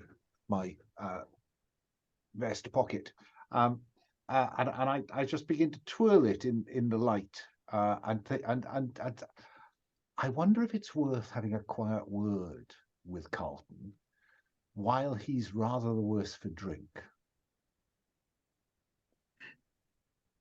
Wilfred cocks his pistol. Yeah. And, yeah, There and are she goes, other ways to elicit truth, Mr. Fraser. Oh, that was a joke. Yeah. This I think that's one a good- always works though. Yes. Yes. I think that may be you always good get idea, but something. It might Right. not be the truth. he did not strike me as a practitioner, but perhaps he's a cleverer cove than I thought. I think it depends what he is drinking to forget. I would The like things to that we have investigate. seen could drive a man to drink. Indeed, as he pours a stiff glass of brandy himself, passing one to Wilfred first, I think, the one who took most Thank of you the very bite. much. Then upon the morrow, I think it would be good for one of us to interrogate Carlton more closely. I frankly was not thinking of waiting that long. Oh yes, then. Well, by all means, Dr. Whitewood. And take 2 glasses and a decanter. Be right back. Because just if I go meta a moment, I want to try and hypnotize him. Okay. So let's resolve that, and then we'll come back to Mr. Grimaldi. You'll come out. The house is quieter now. People have gone off to their rooms. Per this, I think if you ask one of the servants, who's the night servant, where Mr. Carlton's room is, can find that. And could you get me a tray for this? Absolutely. Okay. So you will knock on the door, and there will be a and the sound of somebody kind of roll thudding out of a bed, house coat on, and you will see Carlton open the door. Carlton, I have to say, I need a stiff drink, and I hate to drink alone. Can I tempt you? What is it you are using to get in? Because he's a point of little reassurance. wary of all of you right now. I want to burn a point of reassurance. Okay. There is that thing where he clearly doesn't, very much does not want you to come in, but eventually he will permit you in, and goes over to the little side table there as you pour the drink. And what are you doing? I invite him to sit with me, and just turn up the lamp, a gas lamp, I'm guessing, or arranging myself so that the light is behind him and on me, so that as I just make small talk for a little while, and then I get out my pocket watch, and it has a circular medallion as a watch fob. Mm-hmm. And as we're just drinking, I just begin to rotate it, just spin it very gently in the light, so it just reflects on him. Now, if I've understood hypnosis correctly, there are lots of stages. So, first of all, Well, you can only hypnotize a willing subject, indeed, and only one subject at a time. Now, I'm prepared to spend a second reassurance if that will just lull him into a false sense of security. I think that is reasonable. So by talking about everything and nothing. So you want to put them into a... I want to start with a simple hypnotic state. Succeed against difficulty 3. Absolutely. So I will spend, I think, 2 from my 8 hypnosis Okay. and roll a d6 with a target of 3. That's a 5. I think you will put him into a calm state there. A little tipsy, still got a lot of alcohol in it from before, plus this. And then I've got an option to your psychoanalyst rating must be at least 3 to blah blah blah. So, but I now have an increased pool of psychoanalysis to talk to him. So I'd like to embark on some analysis really of motive and drive. So yeah, So what do you make of this, my dear fellow? let me kind of give you the abridged, like what you can get out of him is certainly motive. And he and his sister and Julia were raised together. They grew up together. And he loves her. He loves Julia. And Haybridge is an interloper. And he is doing his level best to cover that, to play the buffoon, but he's clearly very angry. And angry at Haybridge. He's angry at his sister for trying to interfere, I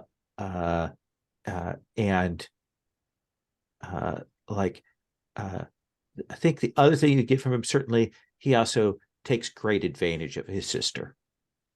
Like she clearly takes care of the household, handles the money, does all of that kind of thing.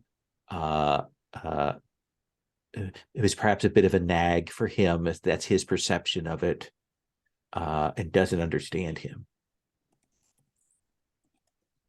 So I'd like to go a bit deeper, and I think for this I'm prepared to spend from psychoanalysis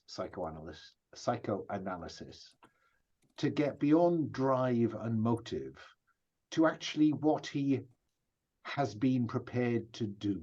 See, I don't think that's going to be possible here for that. I think that's a little bit about the presence. You're dealing with the sort of the buried archetypes and things like that in this process. Okay. But I think you can tell that he is willing to do whatever.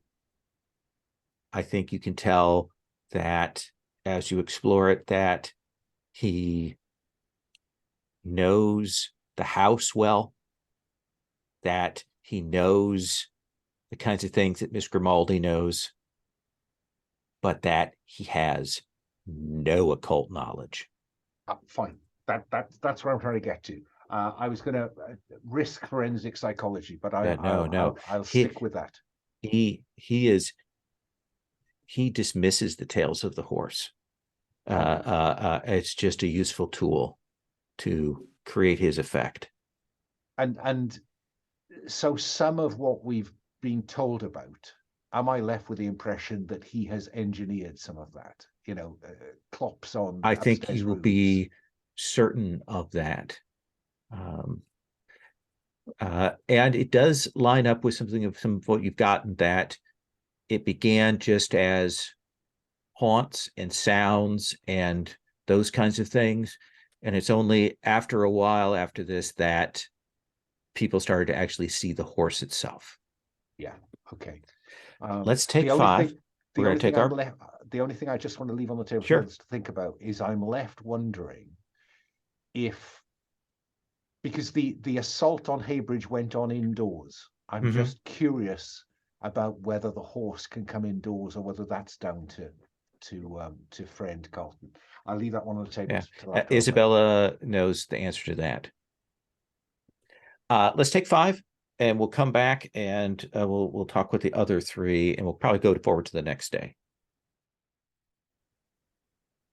I think we cut from that nighttime scene to, post-commercial, the bright daylight, the 4 of you at a table outside, the wrought metal chairs and table, the breakfast is there for you.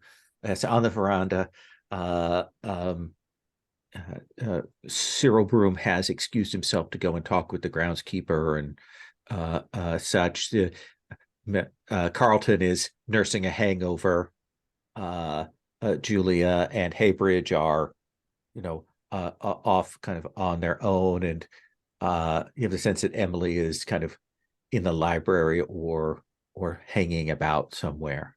So the 4 of you have some privacy, or as you might say, privacy, to chat amongst yourselves. I'd rather like to take a look at the mound, I think. Well, I will share that I think Carlton is not our conjurer. No, I can confirm.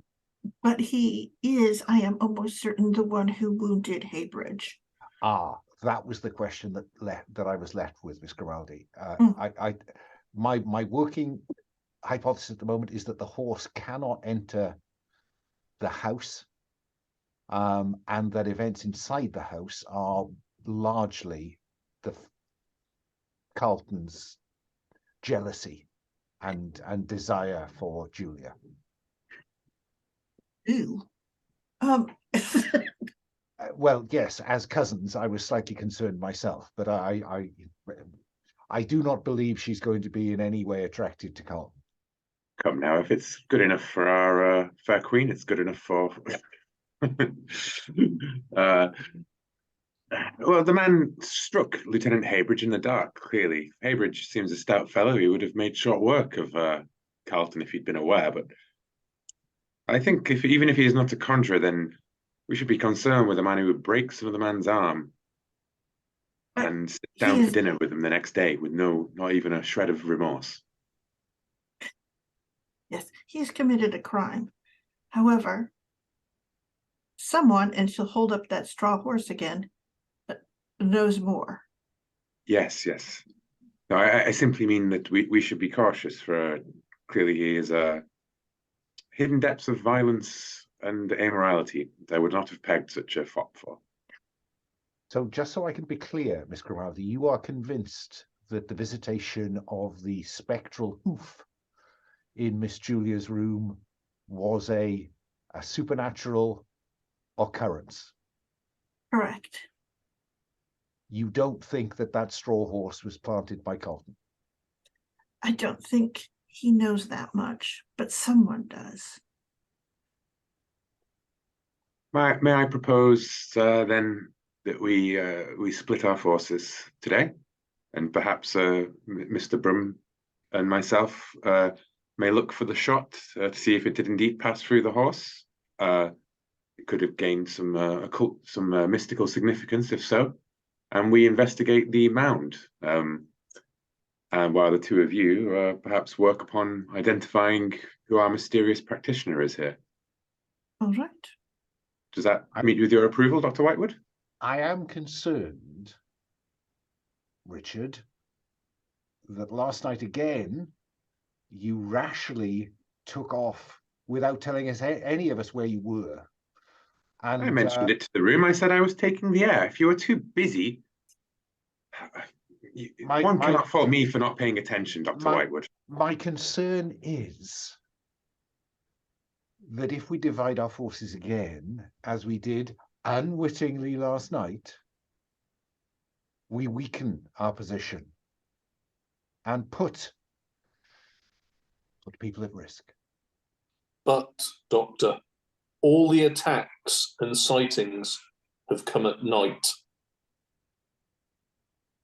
I'm saying that, but actually, I'm not 100% sure. Is that correct, Lol? That is. That is. So Very good. Very I'd good. That say, is a very good Doctor, vote. during daylight, we are okay. Myself and Mr. Fraser shall return by sundown. If not, it's not worth sending a scouting party for us. We will not return. And Richard shakes his head at that and goes, "No, no, no, do come, do come." Then that sounds like a plan. Let's cut. Let's do. It sounds like we've got kind of two parts to what Wilford and Fraser were going to do, and then we'll come back. We'll do one of those, and then come back to you, and we'll kind of alternate. So I think either evidence collection or outdoor would be most appropriate for finding this bullet. I think outdoor, because I'd like to sort of ascertain the area, and narrow it down that way, what direction I think it ran in, my shot, and clearly a tree if it hit one. And I think you will spend that outdoor, tromp around a little bit. You can follow your tracks and Richard's tracks, and eventually you will come to the tree and you will draw that a bullet out. And yeah, it other than the impact of the tree itself, it shows no other outer visible signs of anything unusual.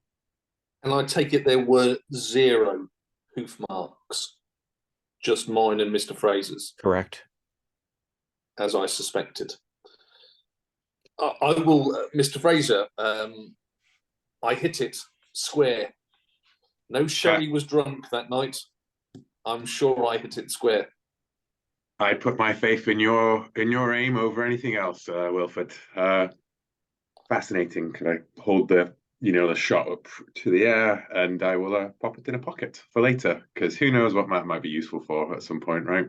You the two that were firing last night then. And you'll see the groundskeeper who drove you in when you first arrived. Mr. Hales. He has his shotgun under his arm, and his usual outfit. He's stunt cast by some classic British actor, and he'll say, "You saw the horse then?" Aye, we did. Both of us. More than so, Wilford here tangled with the beast itself. Shot it clean. Went straight through it. Oh, you Mr. Coles? We met before. Was it Mr. Brumble? Indeed. Have you tangled with the beast?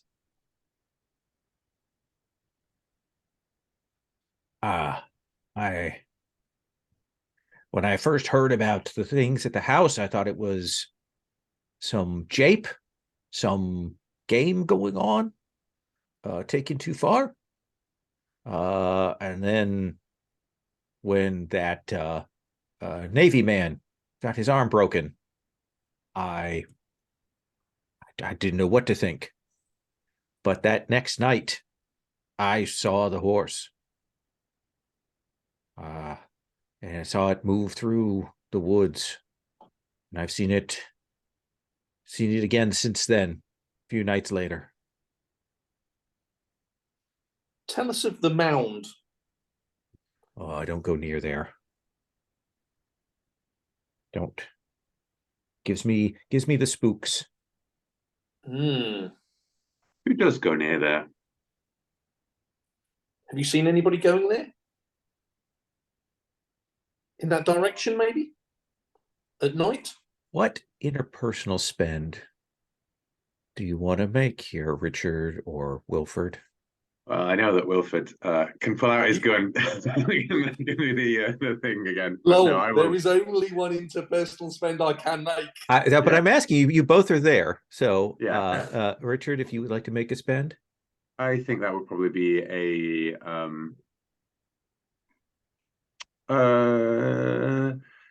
I suppose it depends on whether he seems... I think I'm just looking at the difference between flattery and reassurance. Like flattery is like buttering them up to be Right. like, oh, you're so clever, right? Reassurance is more like you can trust me to talk about these things. And I think he's coming off more as a reassurance spend than a flattery spend, right?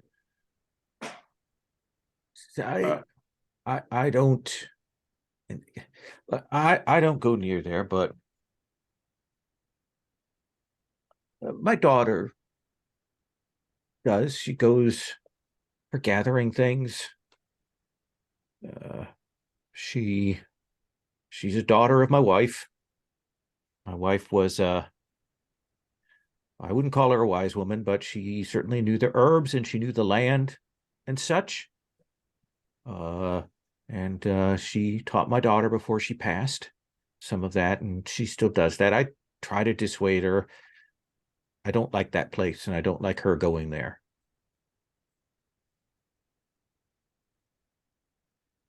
Well, understandable, yes. Your daughter,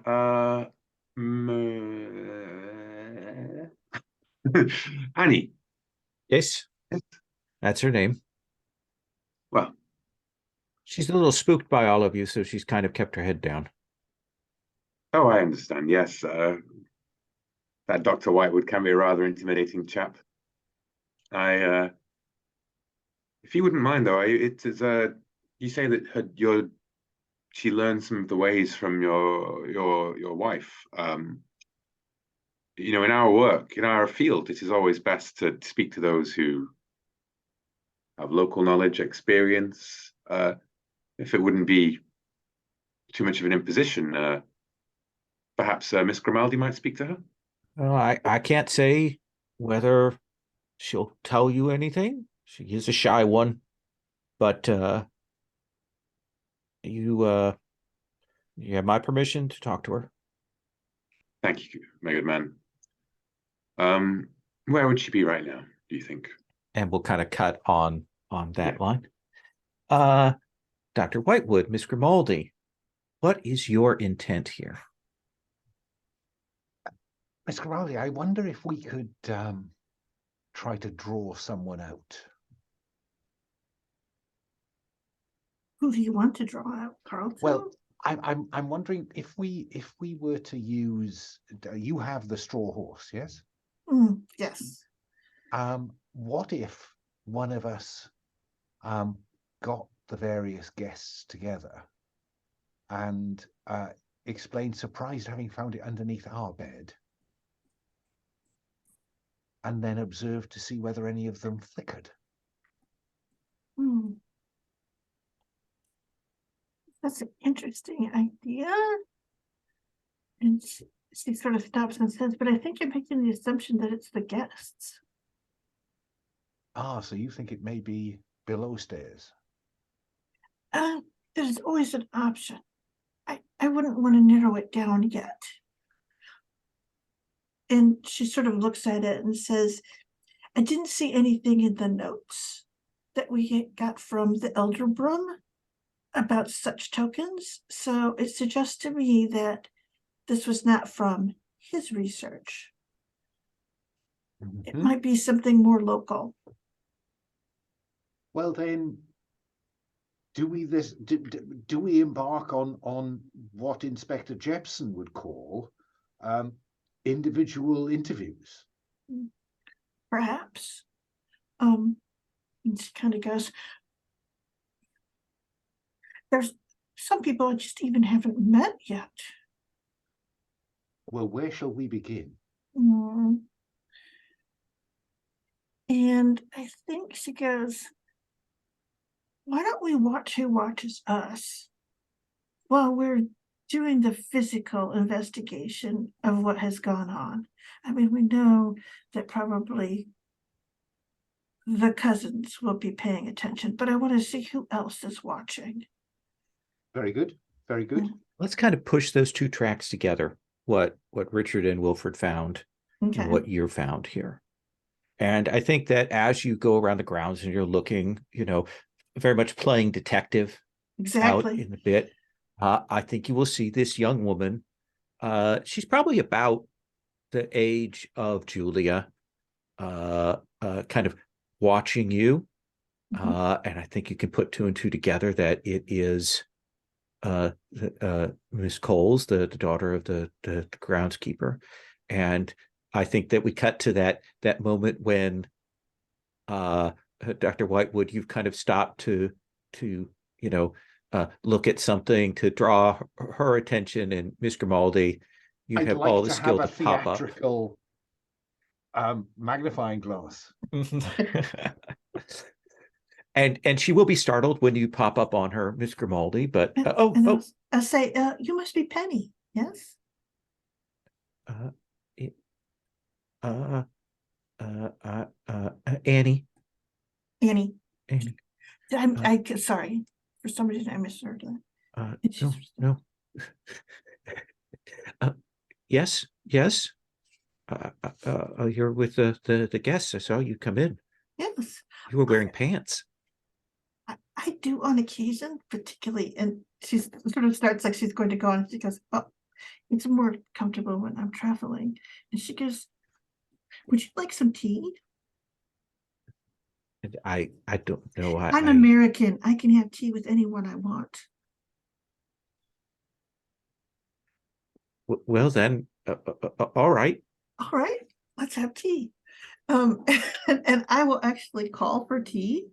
And The servants give you an eye when they see her Yeah. there, but they will obey the guest's instructions. Dr. Whitewood, do you join at a discreet distance? No, I share the look of horror that Jacobs is expressing. This was not what I expected. Absolutely not what I was expecting. So yeah, I will view from a very discreet distance, but I have nothing to do with this conversation. Okay. I don't know how one would begin. And I think she pours the tea and then she leans in and she goes, "I can tell you have a gift."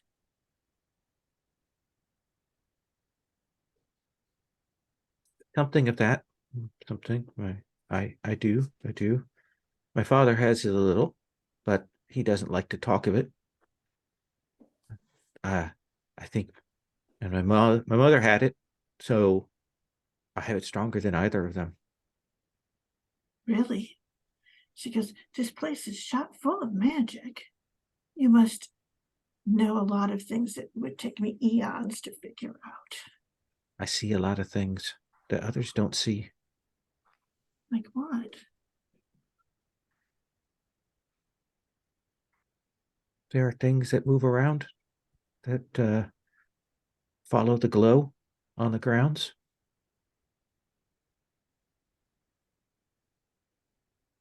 Is it tied to the mound or is it tied to the line that runs through the county?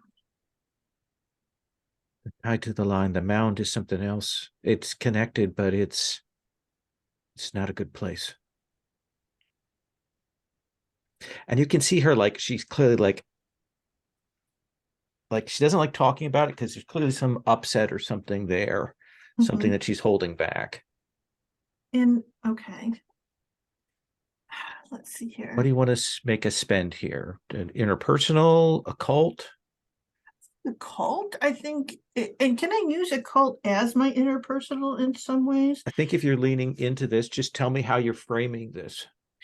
That she's the expert of this area and that that this is, and she knows this family, and if that makes any sense. And there is a moment when you're talking and about this and kind of laying it out, and she'll say, can I tell you a secret? Yes. I think I did something bad. All right. I've grown up here all my life. Miss Julia and Mr. K and Emily have always been good to me. They've always treated me well. Never. I mean, when we were growing up, I was just like another kid here.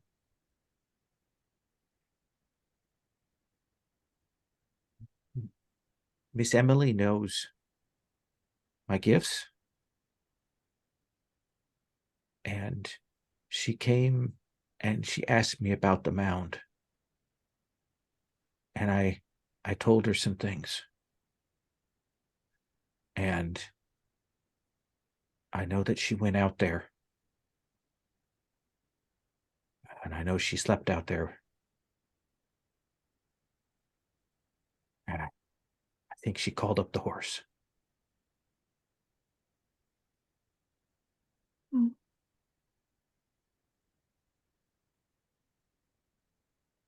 Do you know why she did that? I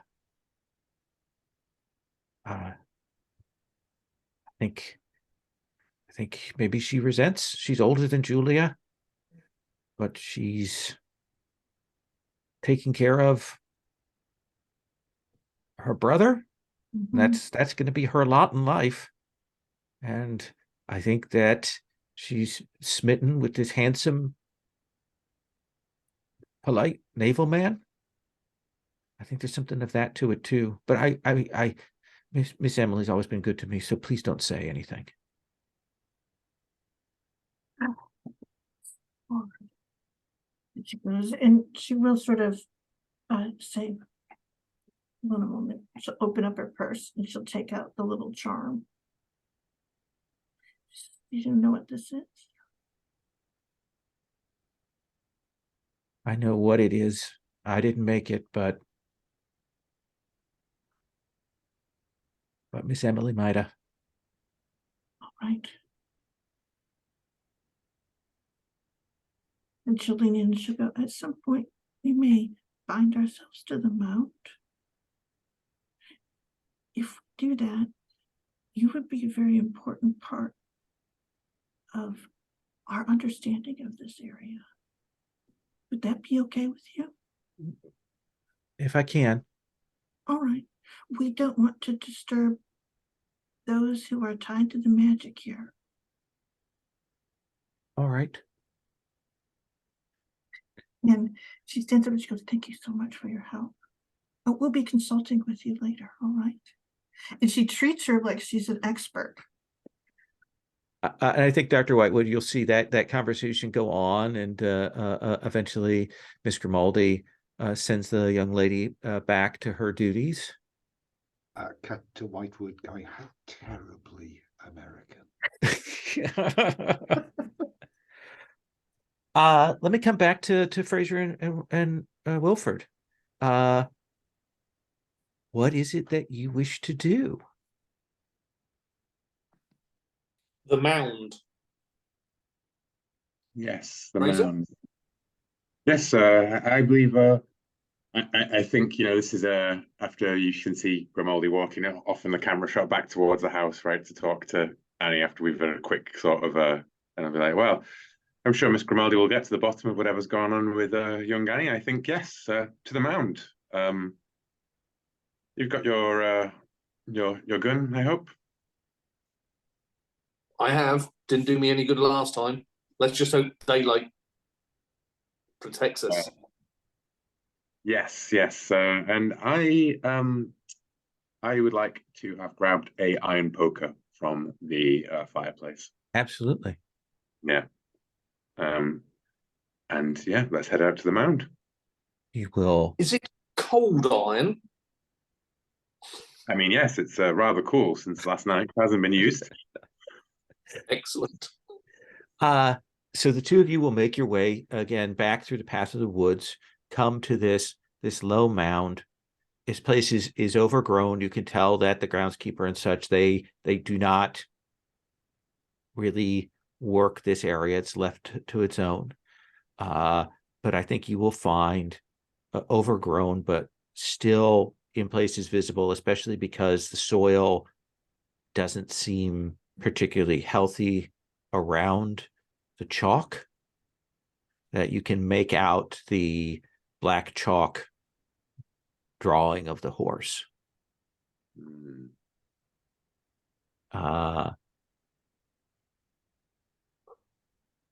Anyone going to ask want? Mr. Fraser to tread lightly because there could be evidence. Yes, of course. Um,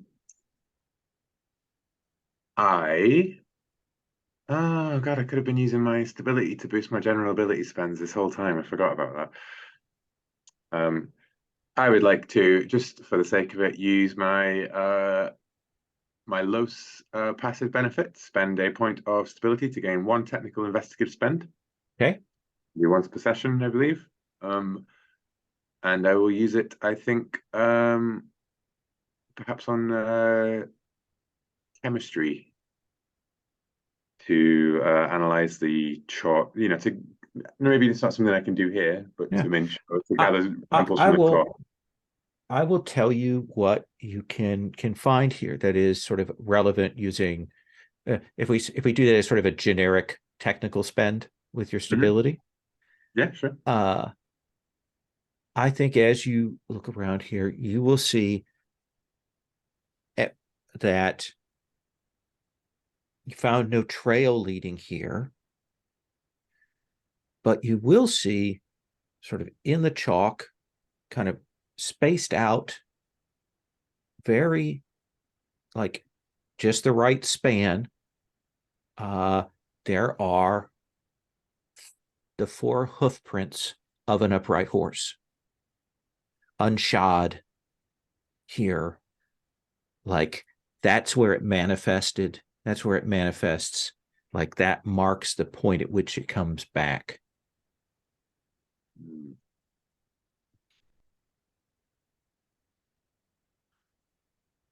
Using, oh, go ahead, Will. No, you go ahead, Paul. Either using evidence collection, forensics, or outdoorsmanship, is there any signs of other people being out here? We know that the groundsman avoids the place. Oh yeah, I think you will find a place just above the head of this horse. I mean, there's no evidence that anyone slept here, but I think you will find black candle wax and some other things that indicate that at some point weeks ago, somebody camped out here. And the candle happened to be black. And the cabin just happened to be black. I will consult with Mr. Fraser. Is there a way to purify this area? Well, I didn't get that. Could you try again?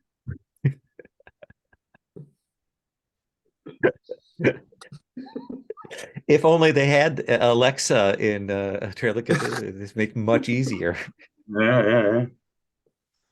If only there was there's many such ways of purifying an area. You want to make an occult spend, Richard? Yes. I will thumb through my grimoire. Oh yeah, we have a free pool, don't we, in the grimoire? A free pool of 1.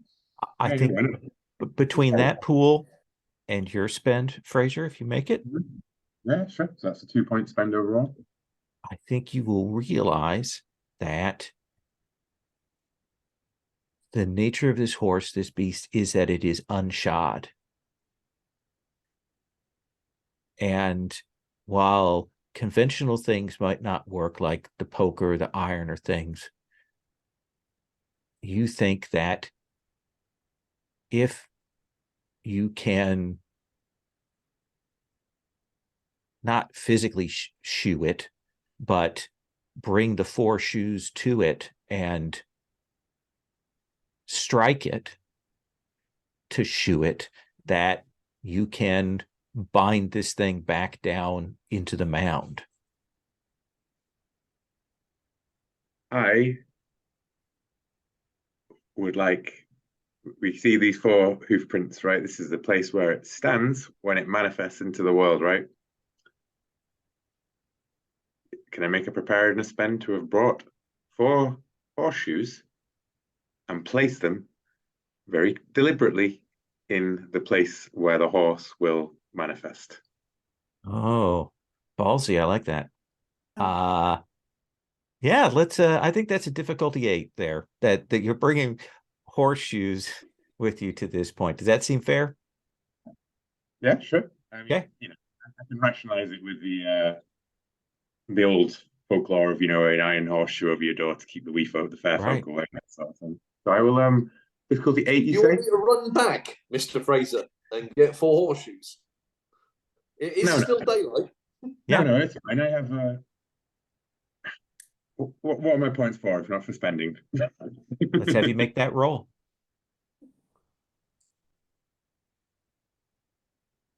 Only a 7, bugger. Don't have them. You So got 3. Got 3. I do think it takes time for, and I'm actually, if I may, kind of hard frame this a little bit. It like part of the thing is they've moved all the horses off. There are no horses on the ground, and I think it takes you some time to the point where the sun is setting by the time you get these 4 horseshoes together. Does that seem fair? Yeah, and perhaps we have to go to we can see a building way off on the farm on the other side of the fields, right? We have to walk all the way there, all the way back. That kind Absolutely. of I like Let me give Arthur and Miss Grimaldi if you have another scene you want, or do we want to bring the 4 of you together for this moment? I'm not sure I want to confront Emily particularly, but I'll bow to Isabella on that one. Oh no, I think it's that we need to take care of the horse and then take care of the family is pretty much what's required here. So agree given with you. given the instruction from Fraser that if we're not back by dusk, send help. I think that we're obliged to take a torch each and trudge in the growing gloom to this mound. And you will meet up just as maybe a little bit out of breath. Richard and Wilford have gotten back with the 4 horseshoes. And Fraser, I assume you explained the situation. Yes, as I'm like standing back and then like carefully placing it and then adjusting it slightly up on the ground, each horseshoe in shape, saying, so it's quite remarkable, really. It was Wilford's idea. Purify, giving him all the credit for something that he's just like, no, nothing to do with that stuff. Yeah. Oh, And Dash, the sun is. I do apologize. you will put those horseshoes down. They will set perfectly in the spaces where that is. On the hoof prints, you'll set them there. And kind of stand and wait, the 4 of you, for a few moments. And there's that bit where the sun kind of just finally dips down below the horizon, and it's just that glow, and you will feel the ley line come to life a little, and you will see this spectral horse, black, huge horse. You two in the night didn't even, like, you couldn't see exactly how big it was, but I think now that you see it here like this, you realize just how large it is. And it will form, and it will see you, and it will give a baleful cry, and then it tries to lift its feet to come at you, and it cannot move. And I think you will see it struggle and pull against it, its eyes glowing red. And I think you'll see it exhaust itself, trying to get past this, pushing as much as it can. And then it fades, but not all of it. The body fades away, and you'll see that horse head hanging there. And the horse says, I will remember you for, and I will carry your names elsewhere. I've been wanting to display my faith in a usually benign God. And so I intend to begone, foul creature of the night. In the name of God, the Father, the Son, and the Holy Ghost, begone. Would you like me to make a spend? Yeah. Theology? That's an interesting one. Oh, yes, theology even, yes. Okay. And I do think the horse flinches from that evocation, but then looks up again, stares hard at you, Dr. Arthur Whitewood, and then vanishes. Use not the name of those pure in heart against them. And you will feel it like, and I think you will see those horseshoes like merge with the ground itself and become one with the mound, like become part of this site.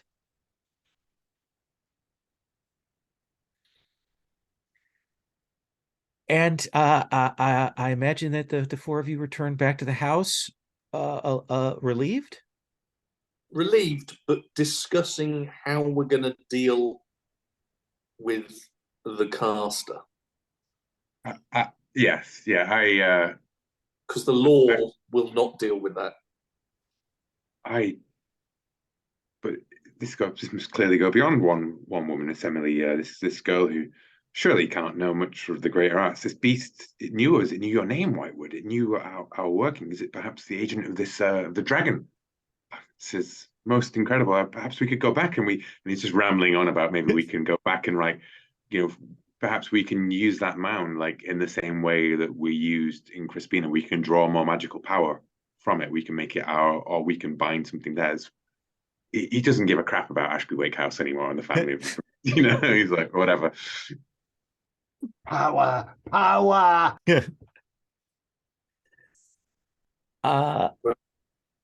So how do you is it a gentle confrontation telling her what you know, or is it a more hard edge? Like how do you want to approach that? Isabella, you've kind of been the lead on that side of things, so let me ask you.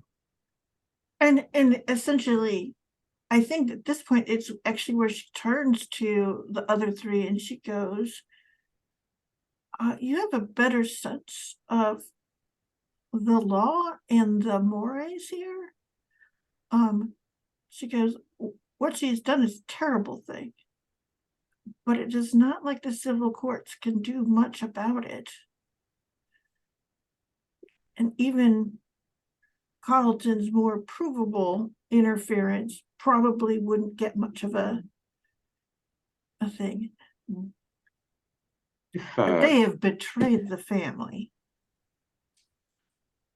I'm sure if we could prove that Carlton had broken Haybridge's arm, it would be a rather serious matter. Haybridge does not strike me as a man to take. Carlton's not the problem, Mr. Fraser. No, but that is leverage over his sister. If she does care for him, then she would not help.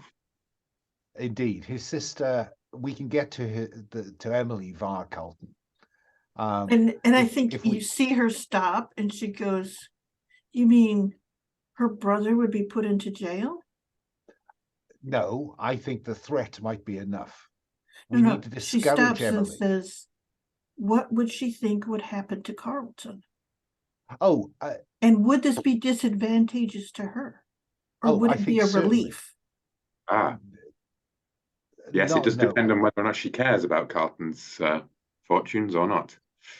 Certainly she cares. She cared enough to try to do away with Julia, ostensibly, or Haybridge.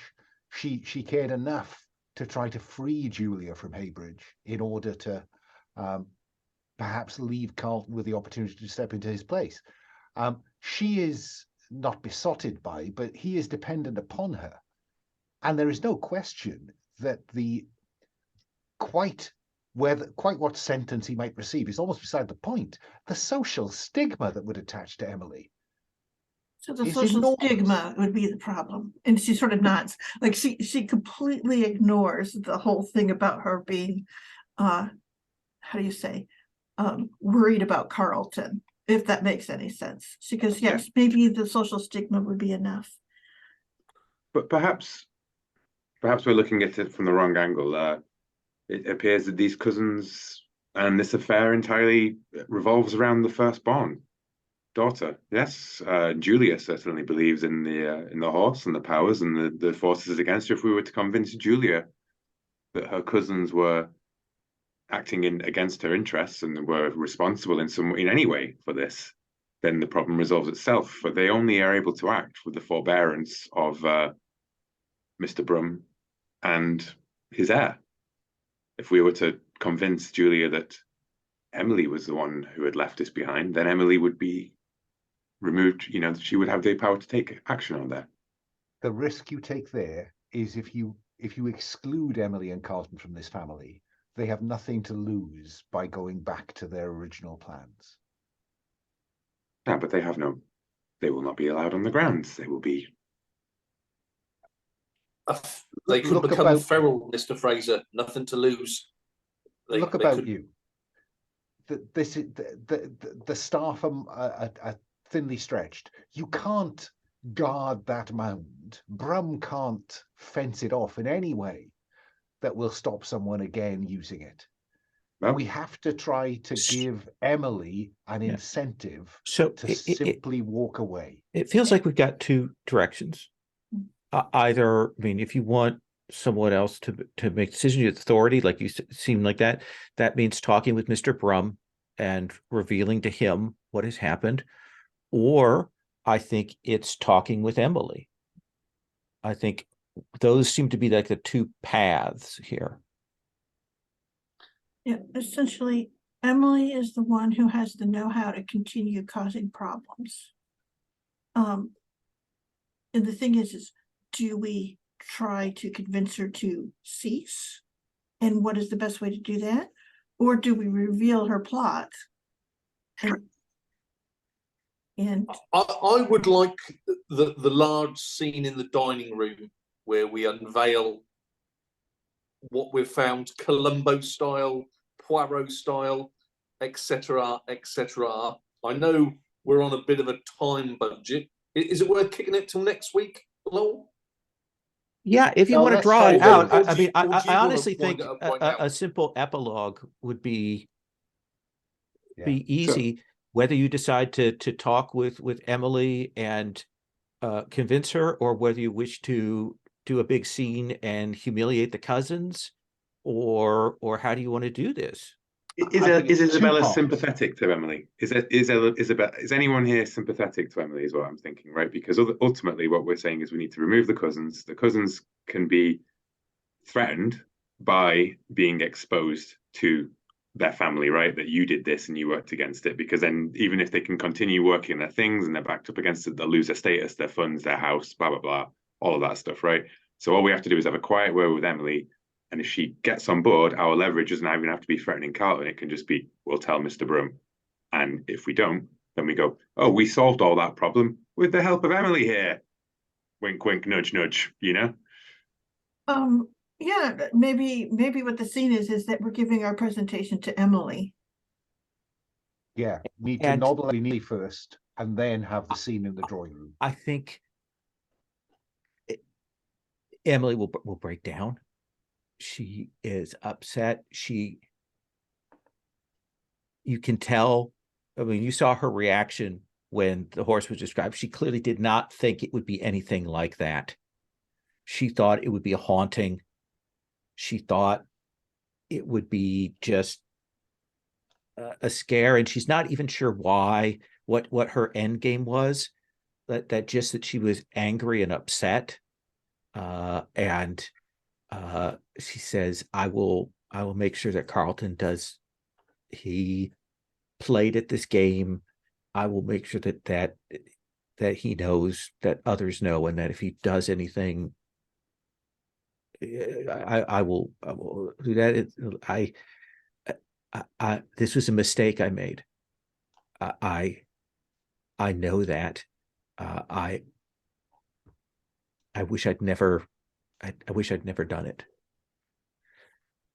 And I think assess honesty will show that she is, like, you can tell that she's been truly scared the last couple of days.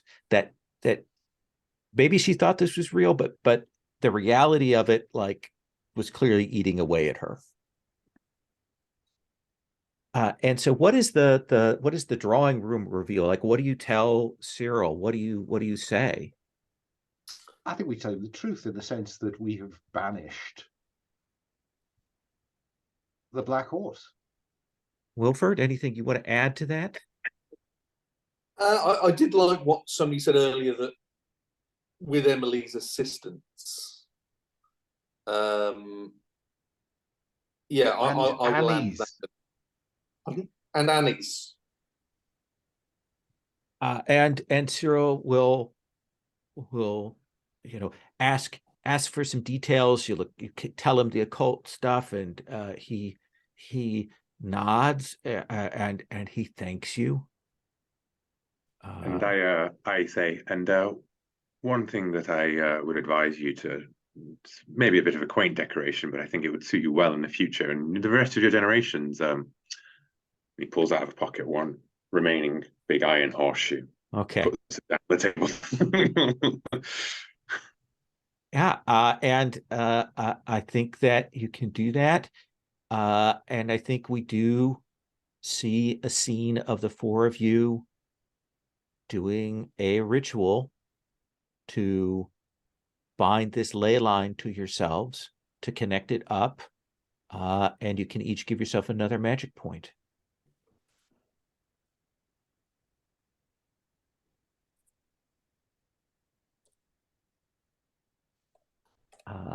This is the end of a case, so you may reset everything. Just to check, with the exception of contacts and correct. But stability goes back up. Fine. If you'd taken a sanity loss, it might not have. The contact points assigned to a contact, they do refresh though, right? Yes. Yeah. Can we do a quick epilogue of each of these things? Yeah. Okay. Let's start with you, Isabella, then. Yeah, I think there's a thing of where you see Isabella and she's rented a car and she's driving, she's got Annie, and I think that I will take her back. Essentially, we're going to go to meet that first witch from the Rollright Stones to introduce her to them, where, like, I've arranged by letter that Annie could confer with her and learn a little bit more about how to handle her local area. Absolutely. I think that means that if you wish, she can certainly be made into a contact for you, someone who's kind of at your disposal. All right. I'll put that in there at 0 points and then invest. Wilford, anything epilogue for you? I just think probably just returning to the books, really. Actually, more a journal. I think you will see this as the opening scene of Wilfred beginning to write a journal, because this is some spooky shit. Okay. Richard? I was going to suggest that perhaps I am with Wilfred with those books, and I am assisting him. He's not a scholarly man, right? Like whereas I am, and I'm like, we're looking at the Karnaki papers and the grimoire and the book, and I've handed him my favorite pen to write, and like we're, an unlikely couple of like, right, occult scholars about to begin their work. And you, Dr. Whitewood? I think Arthur practically dances into his home sitting room and whips Emmeline up and dances around the room saying, "Emmeline, it's all real." I think we cut to the neighing of a horse somewhere at that point. So you are getting 3 build points. Now, I need to tell you something that I've discovered. Build points are spent 1 for 1 for both investigative and general. Oh, Yeah. So that's why I'm giving you 3 rather than the usual 2. So they are spent 1 for 1 for both things.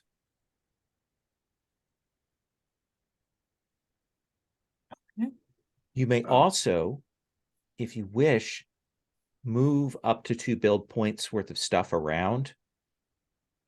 If you wish, that's the other option that you have, like at the end of a case, if you wanted to let a particular skill atrophy and maybe add something, you can do that as well. I do need to start spending some. Yeah. You've got a bunch, don't you? I do. I would like to do just a quick stars and wishes to wrap this up. One of the things is, so next time we'll kind of look at a variety of leads on the table. This will be one of those sessions where we get to do some downtime and also presenting, like studying of spells, and then also kind of organizing the leads, the things you have as possibilities on the table. So Isabella, can I start with you, stars and wishes? Stars and Wishes. This was very fun. Putting all the pieces together, doing the reveal. I don't know. This was like super good to get into the meat of the investigation. I'm looking forward to doing more of these. This group is great. Great at finding all those things, looking at things from different angles, just taking the most amusing gambits to do things. I can call out each one of you, but Dr. Whitewood, I particularly loved your banishing of the black horse there at the end, and Richard Fraser's getting Carlton even more drunk. Aces. And I don't know. Wilford is so good, but there was something about him shooting at that supernatural black horse, just getting on it, dropping to the knee to do that. And I'm like, oh my God, that was just, it was a great moment. I just really enjoyed all of that. Yeah, good stuff. All right. Wilford? Muted. That would help if I wasn't muted. Yep. Some great character play around the table, kept in first person near enough for the entire time. I really liked it, Sherry, how you played into the class thing and the gender sort of problems that early Britain or early 20th century Britain suffered from, and you massively used that to your advantage. I thought that was great to see. Some really good investigation going on there. Yeah, right at the end, Alan, with your banishment and the way it was like, go outside, Wilfred, you deal with that, I'll stay inside. But you did come out to investigate my wound. You didn't ever heal it, but you did investigate the wound. Yeah, Fraser, great there, Will. Going outside, really tying people together in various scenes. It's as Sherry said, it's a great group, nice and easy. I always find playing it. We get a lot of things done. Great GM and Lowell. I know sometimes it'd be nice to have a bit of an extra half an hour and everything. But some really great GM. Would this game benefit from a what's the one from Apocalypse Keys? The unveil the big bad. What's the move you do right at the end of Apocalypse Keys mission? Oh, the open the door power. Open the door. I don't know whether because sometimes do we bumble around and sort of hover around the solution a bit too much. I don't know if there might be some strength in a mechanical move that could be played. You know, we're close to it. We've unveiled so many things, and you're just like, no, will they just, you know, get what's going on? I think at the very least, I need to keep that in mind when we get to that conclusion, like being a little more shaping potentially of that. We could have gone on for a long time, and it was really good that you said that's what it is, folks. Well done. You know, because if not, we'd have carried on. We'd have dug it up probably. You know, always takes a little bit of handling. I would certainly have dug it up because I was curious what was underneath. Yeah. Richard? Yeah, again, great group. I really enjoyed. I think Grimaldi was the one who had the most like the personal touch among everyone, and it was nice to see that stage magician stuff come in to have like a Scooby-Doo-ish sort of aspect, and then it actually also be unwittingly like a supernatural thing as well. That was perfect. I always love Whitewood being such a pompous ass all the time. I like being harangued by him as well, like entirely, as much as it is me continuously, you know, Richard Fraser continuously doing rash things, which is fine because I'm going to keep doing that because that's how you get charged by a spectral horse. Otherwise, it'd stay in the house, right? And I loved Wilford going out with a gun. I always enjoy like the pairing up of characters and seeing how like we approach, and it seems a lot of sense to me because I'm like that, you know, when we finished at the last session, we were like, we'll have the Alienist and Jonathan Creek and John Constantine investigating, right, with Wilford Gummidge or whatever he's called, which is probably a reference only three of us get coming up. But yeah, I'd like to see more of that kind of stuff, I guess. Am I doing wishes as well? Yeah. Thingy? Yeah, obviously I want to learn a spell. And there is one in particular that jumps out at me, given that we need to forge a weapon, a sword. And in fact, we have a spell that is about forging a blade. And I decided I wasn't going to give Richard any firearms, but I did give him 4 in weapons. Okay. Because I think that cane that he holds may be a sword cane. Interesting. I like that. So yeah, that's my big wish. I don't really know what thread to pick up next from the board, and I'd like to do that in character, talk about what our potential plans are. Yeah, okay. And I'll try to pull some things together so we're not just flailing around, so that we can have a pool of things, and maybe if we come up with some other stuff, but get that so we're a little organized for that. Okay. I mean, we have leads and names that we could run down, but we currently only have high level abstract knowledge of them, as opposed to a concrete like situation like we had here in Ashby Wake, which, by the way, my big star goes to you, Lowell, for Ashby Wake's whole like upstairs, downstairs, you know, Downton Abbey with a spectral horse involved. I have to admit, so and some of you may already know this, this is almost directly taken from our Carnacki story. There is a adaptation of it with Donald Pleasance from the old Rivals of Sherlock Holmes series. And this is that episode. I modified it because when I was a kid, this was on public television and it terrified me, absolutely terrified me. And it stuck with me. And so I rewatched it recently and it still holds up. So it was very fun. I just want to give one more star. Thank you for letting me just go. The horse is here. Its footprints are here. I'll just put the horseshoes here, and then it will stand on top of the horseshoe. That was a great solution there. Oh yeah, and I write down East Anglia again for Paul as a wish. Lastly, Dr. Whitewood. Yeah, no, stars. Really good hard framing, Lowell, because we could have gone on all night speculating. So thank you for that. And maybe Paul's right about using the mystery dynamic to some extent on some of these things.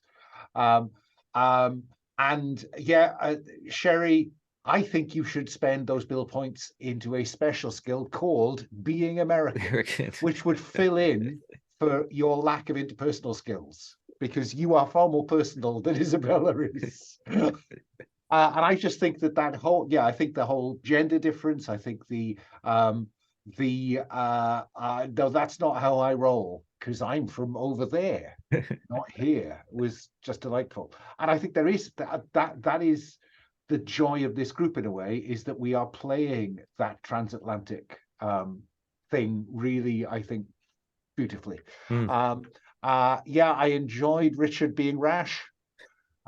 Richard bracket rash Fraser. Yeah, Paul, Brumble is very reliable, and I rely on him to go and do dangerous things at the drop of a hat. So thank you for that. No, that was good. That was great fun. And I got to hypnotize somebody. That's, it's been an unvoiced wish for a while. So no, I had a great time. And wishes, don't know. Okay. See where it goes. More of the same. I'll just write that down. Thank you all very much. I'm going to stop the recording. Da, da, da.